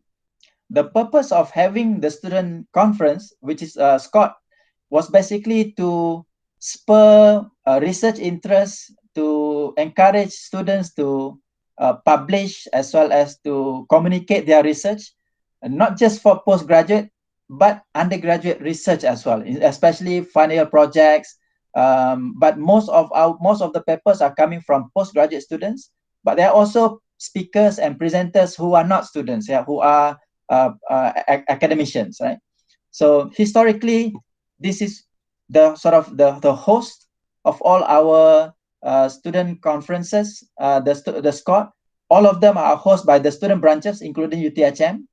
And the way it works is every year we will call for proposal, right? And student branches are invited to propose their submit their proposal to host the conference. And normally we will see a few submissions every year, and we will evaluate in terms of trying to disperse the geographic representation of where the conferences are. Plus, we want to see the capability and the people who are organizing the conference, as well as support from the university. So for the first time, it was organized in UTHM, because UTHM was established in 2016, right? But one thing I would like to point out is that still the conferences are still very much heavy towards the Klang Valley. So we are trying to push a bit more conferences to be organized outside of Klang Valley, especially in Sabah and Sarawak. So far, we have not had yet any conferences or any SCORED conference organized in the west of Malaysia. In the east of Malaysia, right? So this is sort of a snapshot history of what happened in SCORED for the last 20 years, right? So several universities have organized 3 times already. UiTM, UPM organized 3 times. Some have organized once or twice, including some of the newer ones. For example, like UTP organized last year for the first time outside of Klang Valley, and now we have UTHM. So hopefully we will get more interest from the student branches, especially on the east coast of Malaysia, as well as the east of Malaysia, Sabah and Sarawak. So that's our hope by having this student conference, right? On top of having the paper publication, we also hope to see the student branches develop their leadership, the way they manage events, especially an international event such as a student conference. So that really provides a good platform for our student volunteers to shine, to show themselves, to be able to organize such a good conference. And typically, we always have SCORED having number of papers are quite good compared to some other conferences. SCORED has a bit higher number of papers submitted, a bit number of papers presented, right? And this year we are seeing more international participation, more keynote speakers, probably because of the virtual format. It becomes a bit less costly to organize such an event, right? But I would like to personally, on behalf of Malaysia section, to congratulate UTHM student branch for successful organization of the event. Especially like to thank my friends and colleagues in UTHM for supporting the student branch, for supporting the IEEE Malaysia section to organize the conference to be one of the more successful ones that we are having in Malaysia. And to end my welcoming remarks, I would like to just mention we have our own Facebook, Instagram, LinkedIn portals for our members, especially the student members, to get connected. Do visit our pages and do like and follow them so that we can give you the updated information about what is happening in IEEE Malaysia section. All right, so I'll pass back to the host. Thank you. Okay, thank you very much, Dr. Faunizu. And I think it's very interesting. So as mentioned by the chair, so this is the first time that we're having this IEEE SCORED virtually. And I think the participant is much better if we conduct in a very good 5-star hotel, or maybe in the Klang Valley. Sometimes the audience is not there because everybody just going somewhere else. So I think having a virtual is much also another form that we just actually have this experience. Very good. And I think we want to move to the next speaker. Because we have our last but not least third keynote speaker from Malaysia before we having the opening ceremony. So I'm calling for Dr. Razali. Are you ready? Yes. Okay. Okay, can you share your slide?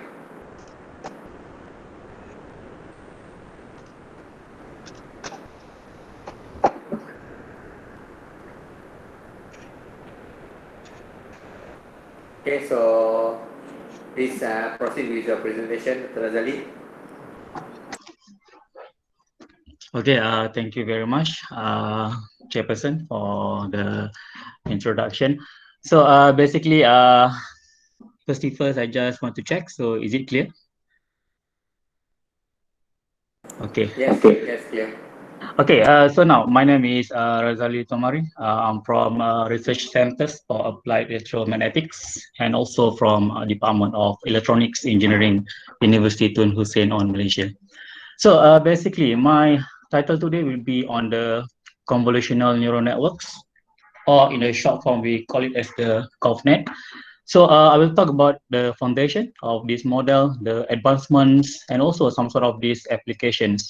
So I will try to make this talk a bit layman terms in terms of the content. So first thing first is in terms of introduction about my universities. So UTHM was actually located in southern part of Malaysia. It's quite near to Singapore and also Indonesia. So basically, the brief history of my universities. So UTHM was actually formed in 1993. So at that time, so it was known as the Training Institute for the Polytechnic staff in various of the engineering field. So later on in 1996, it was upgraded to the institute, which it offers some programs to the students in diploma and etc. So in 2000, it was being promoted to the University College, and then later on as a full university in 2007. So this is some sort of the environment in our universities, in which this is our library, the mosque, and the building here. So this is a quite futuristic building. This is actually our main hall. So now let's go back to our main topic here in terms of the convolutional neural networks. So the first question is, what is this model is all about? So in general, in machine learning or in the artificial intelligence area, so usually we will be supplied with two types of data. The first one is the sample of inputs, and then secondly is in terms of the class of the output. So the aim is that how we're able to relate between the input and output. So in general, if the relationship is known, in which we have some sort of the equation, they're able to relate between input and output, so that for that particular condition, we are left with the white box problems. So white box can be solved easily, maybe by using the least square fitting methods or other robust fitting methods. So in the second problem is that if we don't know actually what is the relationship or what is the direct mapping from the input to the output. So for that particular case, we call that thing as the black box. So neural networks, or in specific, the convolutional neural networks is become handy in order to solve the black box problem. So the question is that what will be inside of the black box? So it will be revealed a bit during this presentation. So in general, for the basic concept of the convolutional neural networks, you might be quite familiar with the concept of the Lego. So in which you will be given some set of the block of the Lego, and then the Lego will be stacked together in order to achieve some things. So the art of stacking, so means that by using the good art of stacking, you can ensure that you will be obtain the good structures. So the concept will be the same for the convolutional neural networks, in which you will be given some sort of the block of pattern. So you have the block of the convolutional layer, you have the block of the fully connected layers, and etc. So what you need to do is that the stacking will make sure that your model will be optimal or not, in order to ensure you can solve that particular problem. So in this case, let's say I have an input image, and then later on, I just plug in a simple convolutional blocks. This is the pattern detector blocks. So the aim of the convolutional layers in the ConvNet is in order to detect some sort of the pattern in the image, a very local pattern, very specific pattern from image, not through the whole image. So in this case, if I have the first pattern detector model, in which I have two type of filters. So the question is, what is the filter? So let's say in this case, since we have two filters, so the filters in general is just simple windows with 3x3 or 5x5 dimension. So the aim of filter is to enhance or to extract some certain features from the image. So for this particular case, for these filters, so the aim is to extract the diagonal 45-degree features from the image. So since we have two filters, so we add another one filters. So the second filter will be responsible in order to extract negative 45-degree diagonal features from the image. So we have two type of features, and then later on for this block of the convolutional layer, we have the max poolings. The max poolings, the aim in general is to reduce dimension of the image. So usually by half of that thing. So this is our first pattern detector. So let's say one pattern detector is enough. So we can stack another pattern detector. So for this particular case, I call it as the COV2, which is in this case the convolution layer 2. So for this particular convolution layer, so we just put one filters for the sake of simplicity. So for this type of filters, since our input for this particular block is actually two channel of image, so in order to ensure that we can perform the convolutional process, we need to use what we call as the two channel filters. So we apply the two channel filter for this particular input image.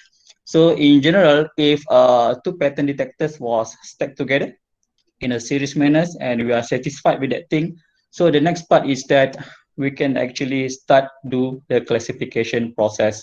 So before we do that things, all the channels means that the dimension of the convolutional will be usually 2 dimension.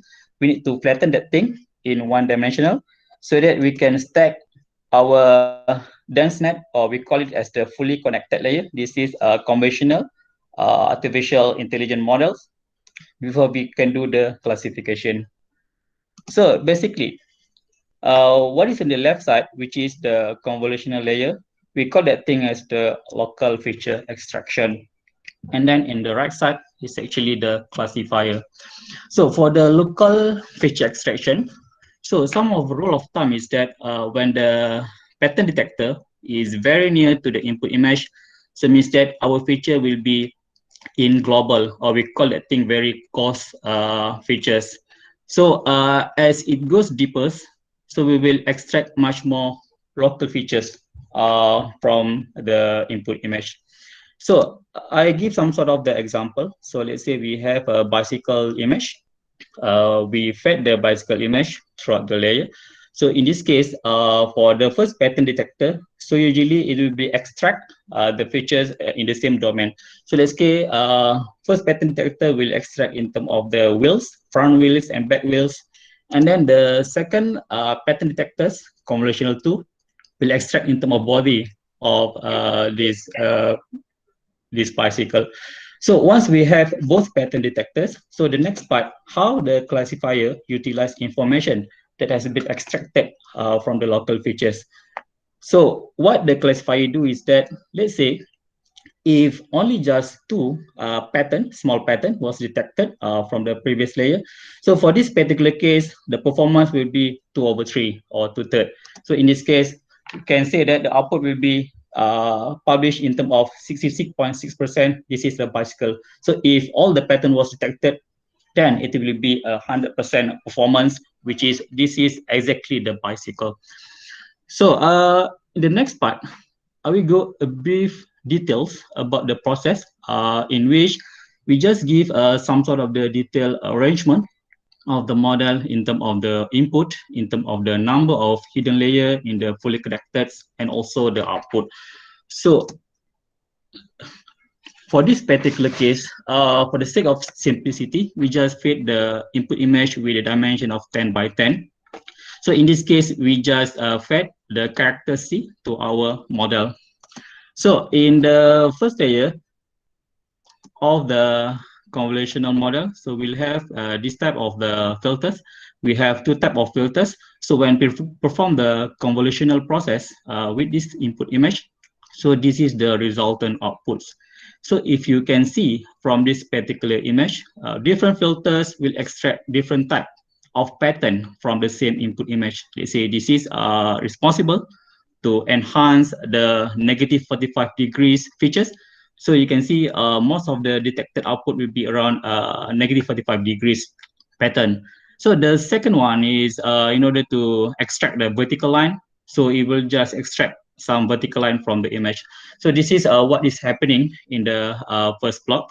Then later on, we go to the next part, which is the activation function. So in this case, for this particular case, one of the commonly used activation function is based on the rectify linear unit. So what is the rectify linear unit do is that it just change everything, which is the input to the positive value. So later on, the max pooling will be utilized in order to downsample the image dimension. So before we move to the next part of the layers, so eventually we'll be come up with the final part, which is the probability of what is the character that you have supplied into input of the image. So this is the whole structures of the convolutional process. So we can look at two more complicated problem in which for this particular model that was utilized in order to training the MNIST dataset. So in general, for this particular model, so we have a lot of layers in the first pattern detector block, second detector, and etc. So let's say if we supply number 3 to this particular model, so what will be happen is that, so if you can see from here, so the yellow means that the original image, and then in each of the convolutional layer, so it will extract some part of the input image in which it will be highlighted in yellow.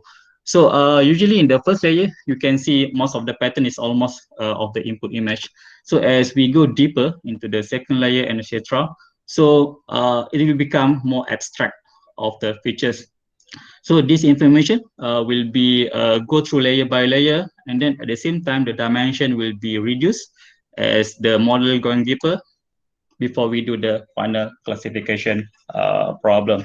So basically, this is the whole structures of the simple convolutional, how it works. The idea where you stack that thing means that if you stack a very deep model, so for that particular case, you will be extract much more details information from the image. So some sort of the application of the convolutional layer, so it can be divided into 4 main categories. So the first one is image recognition. Image recognition in general is that you supply the image, and then it will tell whether there are some object of interest inside of the image. But for the image recognition, it will give just information regarding whether it is available or not. So the second part is the object detection. Object detection, on the other hand, will give you 2 types of informations. So the first one is in terms of the type, the classification of each of the object. Secondly is in terms of the location of the object. So for the object detection, usually it will be supplied with the bounding box of the corresponding object inside of the image. So the third one is the semantic segmentation. So there is some situation that in which we want to extract the whole body of the object instead of the bounding box. So one of the capabilities of the convolutional model is that they're able to do some perfect segmentation of the object. So that let's say we want to use the Photoshop in order to replace the object here with grass and etc. So the final application is more on the instant segmentation. So for the instant segmentation, the aim is almost the same with the object detection, only it will extract the object shape even though in the highly overlapping condition.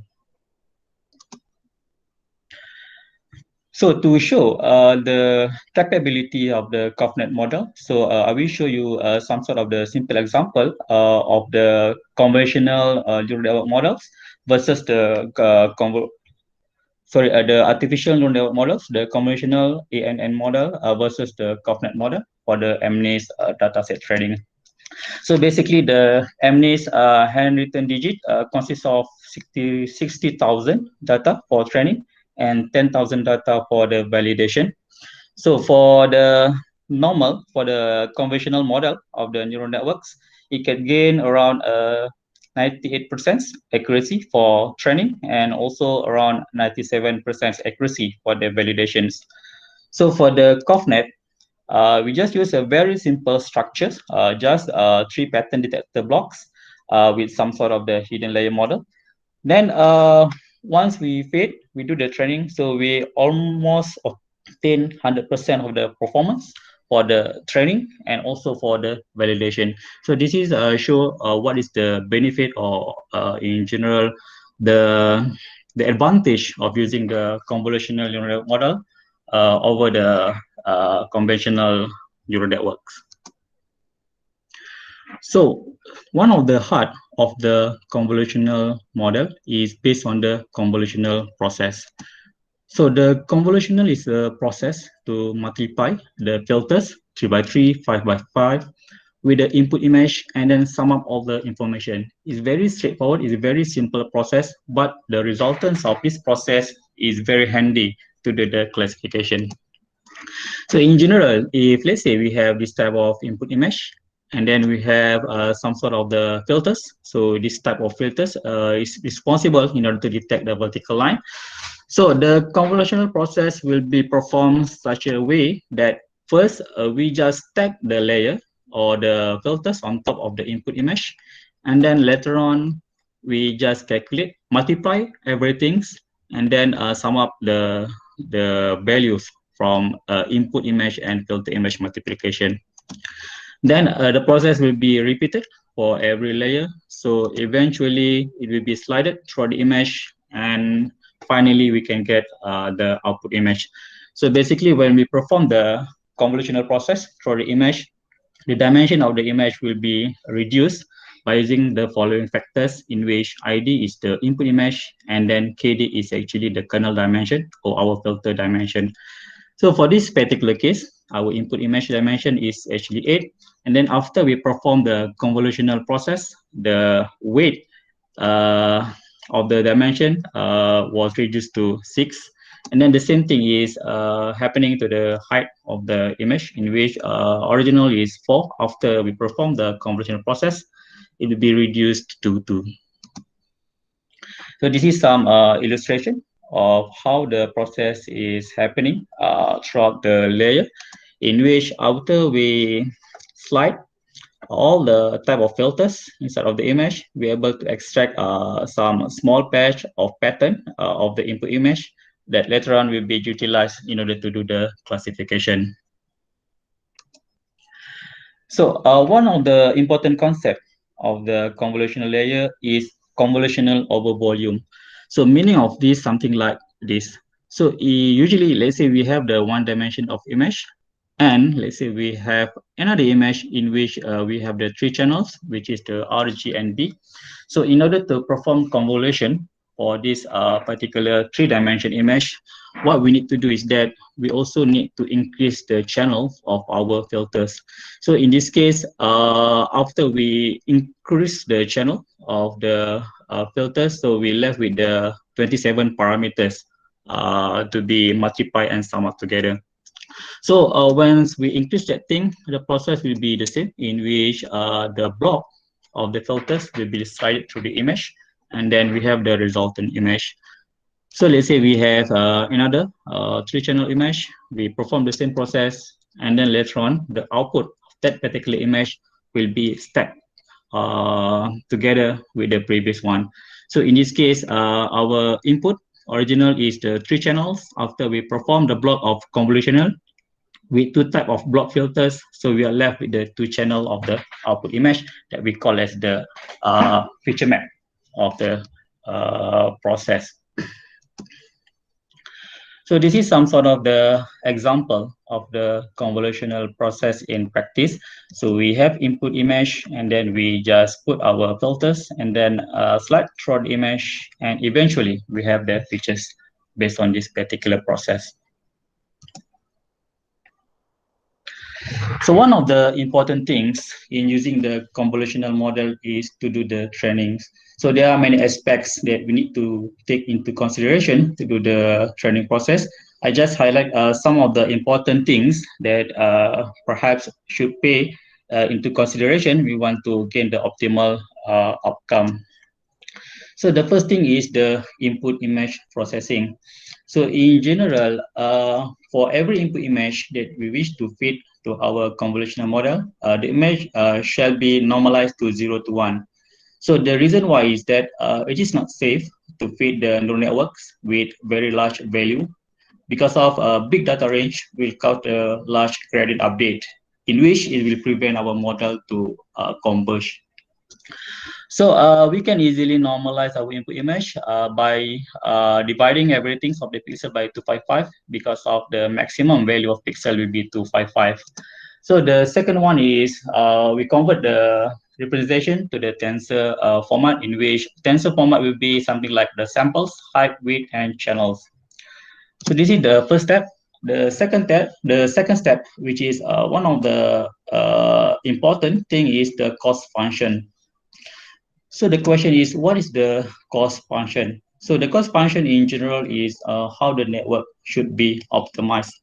So in general, in a simple way, the cost function can be known as in terms of when we feed some sort of the input here, so we have the predicted output. So the cost function is the function how you're able to find the difference between the predicted output with respect to the actual value.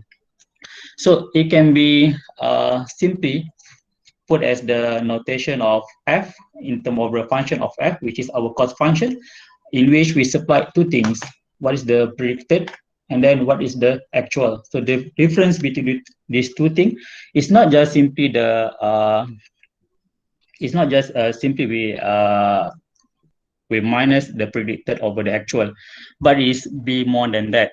So for instance, the cost function selection will be based on our problem. So let's say we have the regression problem. So we can use the MSE, which is the mean square error. And then for the classification, we should use different type of the cost function. So for this case, the cross entropy. So this is one of the well-known cost function that will be used to training the convolutional model. So the third thing is the optimizer. So optimizer in general is since we have the value of the cost function, which is the difference between the predicted and actual. So we have that value, and then how that thing should be updated in our optimizer. So there is in convolutional neural network, we call it as the back propagation process, in which how we are able to update the weight. So for the optimizer, in general, so some of the common optimizer is based on the SGD. SGD is the stochastic gradient descent, RMS prop, or ADAM. ADAM or adaptive moment is one of the well-known optimizers for training the convolutional model. So the next part is the batch size.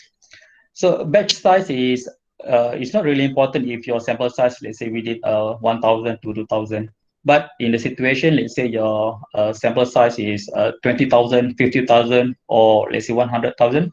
So batch size is really important to be tuned in order to ensure that your training process will be much more faster, and your platform or your model architecture will be fast converged.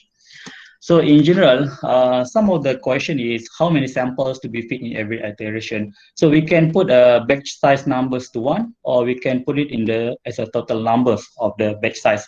There is some pro and cons on doing that thing. So let's say, for instance, for this particular case, so let's say the rate is actually something like, let's say we define the rate is the destination that you want to go from the first source here. So if we use a very small size of the batch size, so it means that this is the path that will be generated when we do the training process. Means that it's very long way. So in order to reach the minimum gradient. So the same thing, if we increase just a bit of the batch size. So in this particular case, there is some tendency that it will be stuck in the local minima as we perform the training process.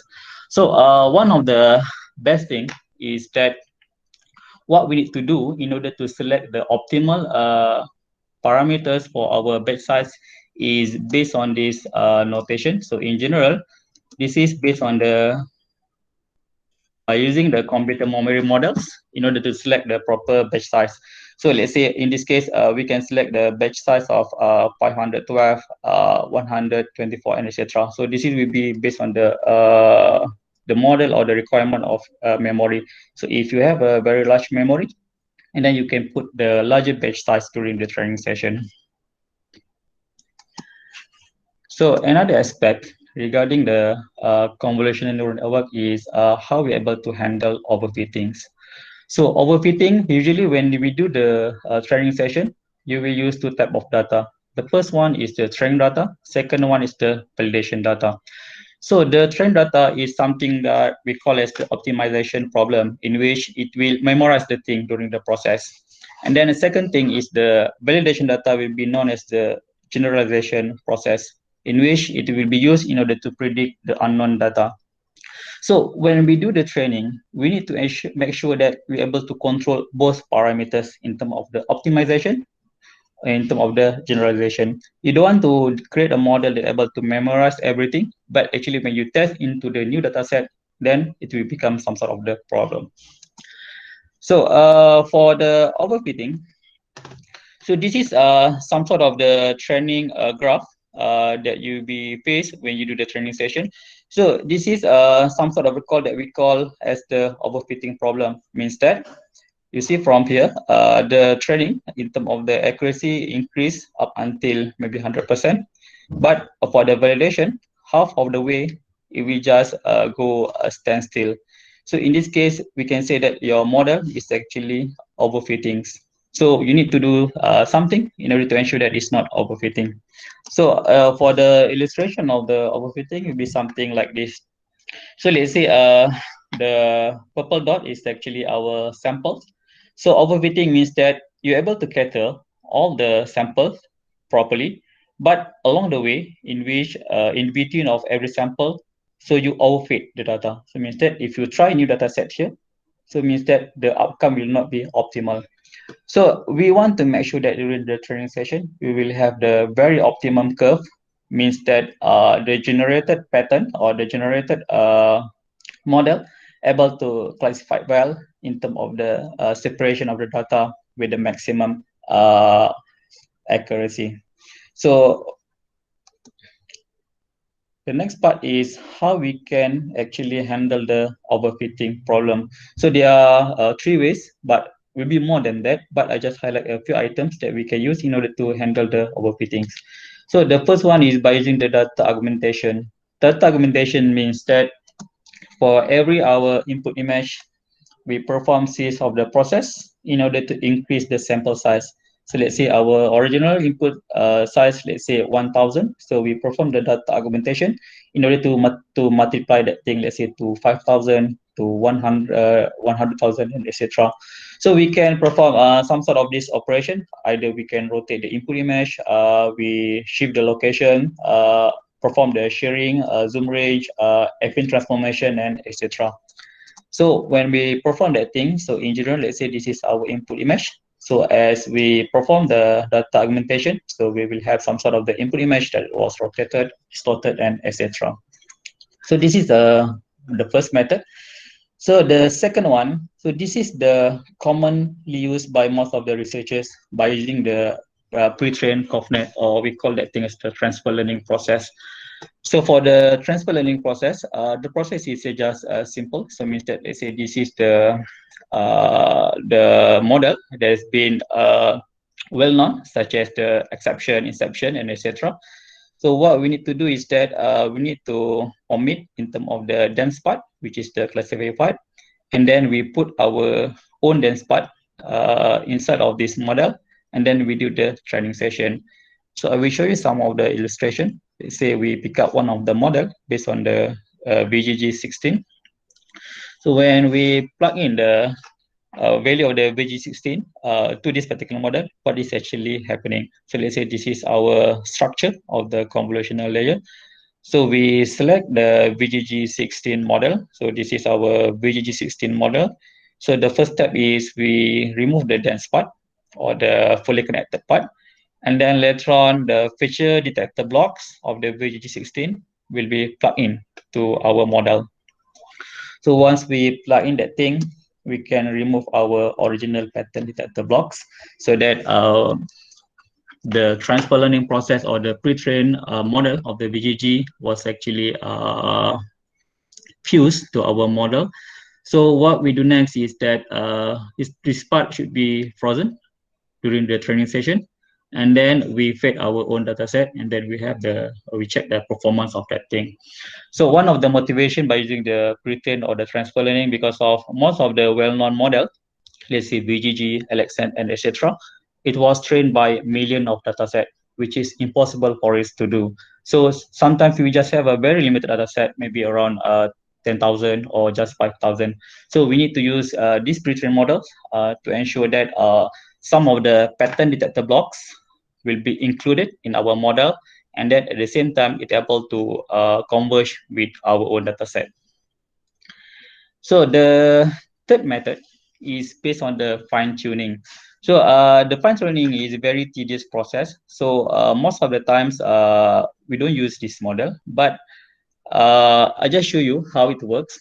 So the idea of the fine-tuning is that, so most of our convolutional layers, as I mentioned previously, as the pattern block near to the input image, so it will extract what we call as more general features of the object, and then as it goes deeper, it will be more fine features, or we call it as the local features. So the fine-tuning idea is that, first thing first is that we add the custom network, let's say VGG16, to our model. So the first part is that we do the training process as the transfer learning. We freeze the base and then do the training in order to ensure that our fully connected layer can be converged. So after that, what we have done is that we unfreeze some part of the layer that is very near to the fully connected layer.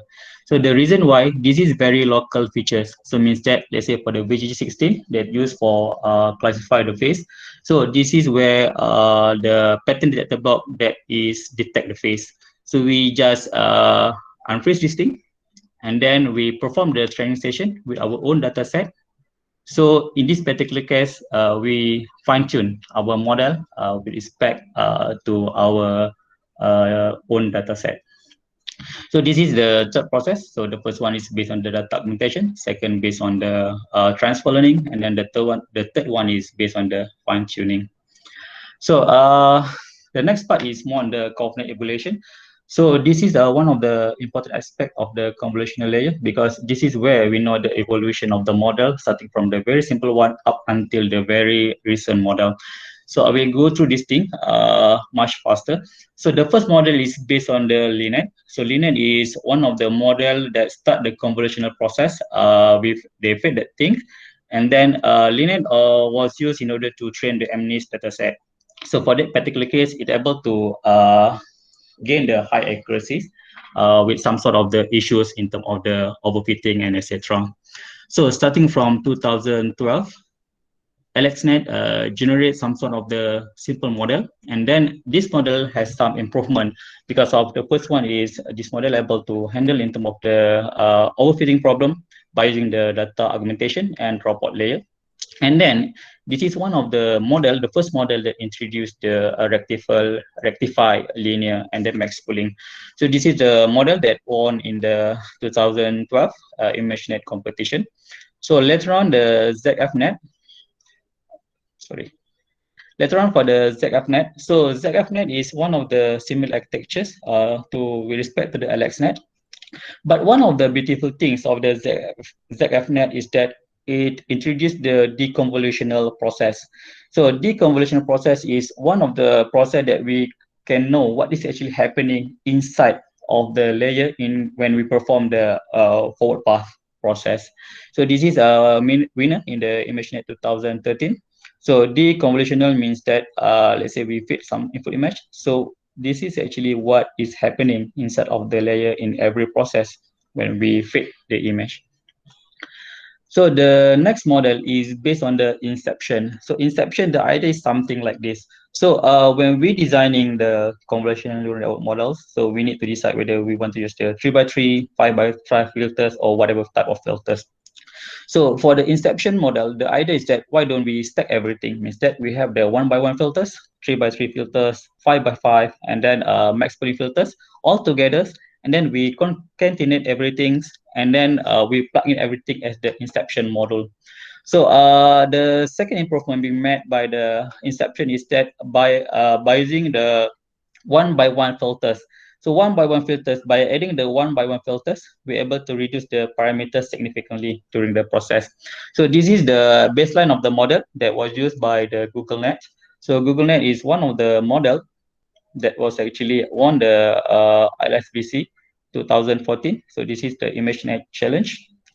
So GoogleNet using stacking of the inception model in order to extract the pattern wells, and then second concept is based on the global average pooling, means that this concept is actually replacing the fully connected layers inside of the convolutional architectures.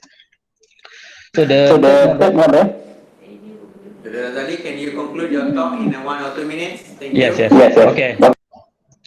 Okay. So the third model is based on the VGG. VGG is one of the models that use 3x3 filters throughout the layers. But it goes very deep. So because of this process, you're able to gain around 62% of the accuracies and beating the GoogleNet. So this final two concept is one of the very important one. The first one is the ResNet. ResNet means that the one that introduced the skip connection. By introducing the skip connection, so for this particular case, we can make very deep models, and then at the same time, we're able to diminish the vanishing gradient problem. So apart from improvement of the ResNet, we have one thing, which is the DenseNet. So DenseNet is one of the state-of-the-art model. So for this particular model, by introducing some sort of this type of the connection, so it's able to gain the same performance as the ResNet, and then at the same time, a lesser number of the parameters, and then less computational cost for this particular process. So I just cover up my final presentation with a simple concept, which is the neural architecture search. So this is one of the important model, because of neural architecture search is one of the method that can be used in order to search for the optimal or best neural networks architectures by just supplying the data set. So how they do that thing is, first is just grab different type of blocks and then stack that things together and then do the training for you. So eventually you just fit your own data set. It will create your own architectures that perhaps optimal for your particular problems.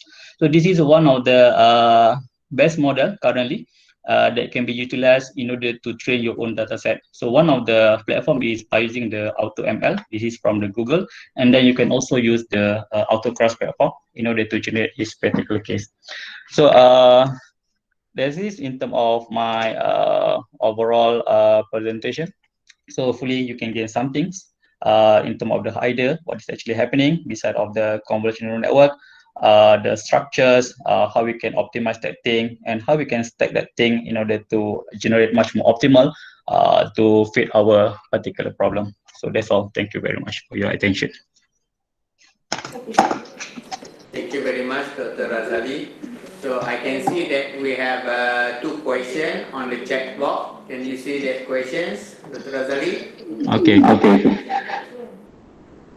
You respond on that. Thank you. Okay. So the first question is it mandatory to freeze the upper section of the networks like Britain? Okay, so one of the reason is that when we perform the transfer learning, right? So when we perform the transfer learning, so we need to freeze the model because of the first layer, which is the convolution layer, is the pattern detector box. So as I mentioned previously, because of the model that was actually, let's say AlexNet, it was pre-trained with a million of images. So we want to use such capability in our model. So that's one of the reasons we need to freeze that pattern detector block. And then we use the fully connected layers in order to ensure that the pattern detector will be fit to our own data set so that we're able to improve the performance of that thing. So, okay, so let's say you say ImageNet with the 100 categories. So as I mentioned, one thing is that when the pattern detector block is very near to the input layer, so it means that it will generate what we call as the very global pattern or something like a very rough pattern of the input image. So that's one of the reasons. Let's say the first block pattern will extract, let's say, the edge. The second block pattern, in combination of all edge, it will generate the shape. And then the third thing, the third block, let's say, in combination of all shape will generate, let's say, face.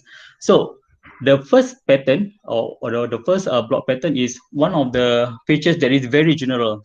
So means that if you supply your own image, let's say medical image, so it will extract the edge, it will extract the shape, and then later on it will be generalized with your own data set in terms of what is your aim for in terms of the output layer. The second question is, can we predict the data through time series analysis through COFNET layer?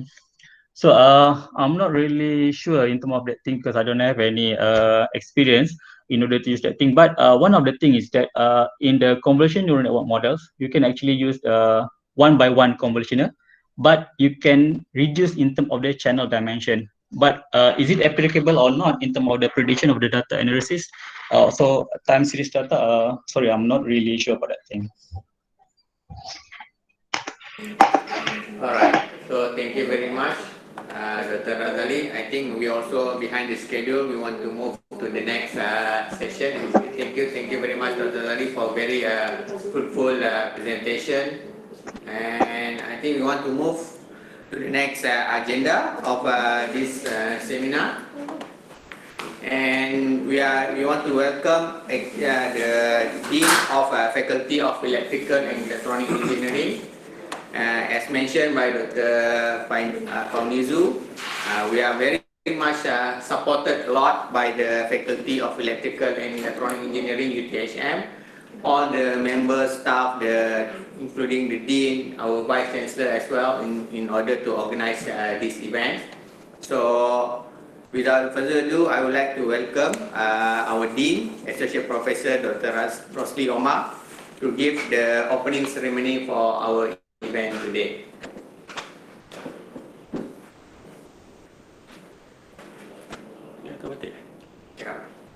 Okay, Assalamualaikum warahmatullahi wabarakatuh and good morning everyone.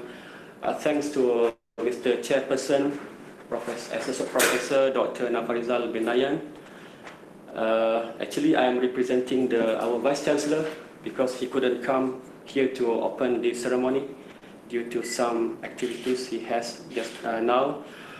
The Honorable respected Associate Professor Dr. Faunizu Asmadi Hussein, the IEEE Malaysia Section Chair, Associate Professor Dr. Khairunizam bin Ramli and Associate Professor Dr. Nafarizal bin Nayan as the Program Advisors, Associate Professor Dr. Shamsul Azam bin Zulkifli as the Program Chair, the Honorable Professor Dr. Koichi Sasaki from Hokkaido University, Japan, Dr. B. Chittibabu from Indian Institute of Information Technology, Design and Manufacturing, Chennai, India, and technologist Dr. Muhammad Razali bin Mattomari from the Faculty of Electrical and Electronic Engineering, University of Hussein of Malaysia as the keynote speakers.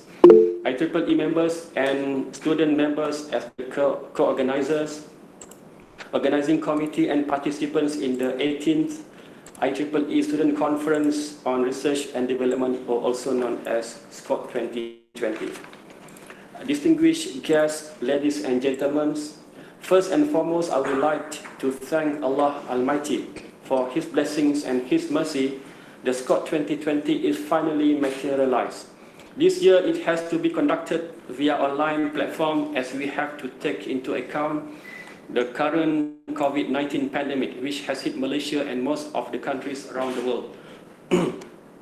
It gives me a great pleasure to welcome all of you to the 18th conference, to the 18th IEEE Student Conference on Research and Development, or also known as SCORED 2020. This conference is organized by IEEE UTHM Student Branch, IEEE Malaysia Section, and co-organized by Faculty of Electrical and Electronic Engineering, UTHM. I guess 18 is our lucky number because since the beginning we have to wait until the 18th conference for everything to be held online, which is our new normal for events that require mass participants. COVID-19 has affected literally all sectors including the education sector. This year also, the IEEE UTHM student branch has been entrusted with the responsibility to organize this annual student conference for IEEE members. Distinguished guests, ladies and gentlemen, IEEE UTHM student branch was established in 2018. Since then, numerous activities related to IEEE program have been successfully executed. Currently, IEEE UTHM student branch has grown in terms of number, which consists of members from the undergraduate and postgraduate levels. The theme, Towards Sustainable Electronics and Electrical Engineering Application in IR 4.0 era, has been chosen for SCORED 2020. This conference shall provide a good platform for industry experts, professionals, researchers, and students to present and discuss the current and future directions and trends in the electrical and electronic engineering fields, with the latest exploration of engineering innovation that will certainly steer our direction towards a better and sustainable future of mankind. I guess this conference would be a good place for you to build your networking with other researchers. I believe that many researchers here are well versed with IR 4.0, and I hope this SCORED 2020 can be a platform to present your latest findings related to, for example, artificial intelligence, augmented reality, big data analytics, autonomous systems, Internet of Things, and so on. Distinguished guests, ladies and gentlemen, the number of submissions this year has been encouraging despite the COVID-19 pandemic. In total, we received 165 papers from all over the world. The papers have been carefully reviewed and selected before being accepted to be presented and published in this conference. Thanks to all of you for your participation in this conference. I'm delighted to welcome all of you to join our keynote speech that have been delivered by Professor Dr. Koichi Sasaki from Hokkaido University in Japan, Dr. B. Chitti Babu from Indian Institute of Information Technology, Design and Manufacturing in India, and technologist Dr. Muhammad Razali bin Tomari from the Faculty of Electrical and Electronic Engineering UTHM. Distinguished guests, ladies and gentlemen, with Bismillahirrahmanirrahim, I am now officially open the 18th IEEE Student Conference on Research and Development for the year 2020. Thank you very much. Okay, with that, thank you very much, Dr. Rosli, Associate Professor Dr. Rosli, our Dean of Faculty of Electrical and Electronic Engineering. And with that, I think we are officially open our SCORED conference for 2020. Thank you very much to Faculty of Electrical and Electronic Engineering. Thank you to the IEEE Malaysia section and all the members of our committee members who are working very hard. And I would like to also thank you, all the participants, for this morning session. So I think we had a very fruitful discussion, very fruitful presentation. I think at one time the participant is more than 70 participants we can see online. I think we have also few from the Facebook Live as well. And after this, I think we just going to have, I don't know whether we have a sponsor or not. I don't think we have a sponsor. They're going to have a presentation. So after this, we just have a break for a short while. I think until lunch break, and then we will start our parallel session in the afternoons at 2 p.m. At 2 p.m. All the schedule for this afternoon session, you can. I put the website page address on the chat box over there. I think most of you also know where to find the schedule, so you can find the schedule and the Google Meet, the room box that you have to access in the afternoon sessions. With that, I would like to end the morning session for this morning. Thank you very much for everybody for supporting us in this morning session. Thank you. Bye-bye. Assalamualaikum.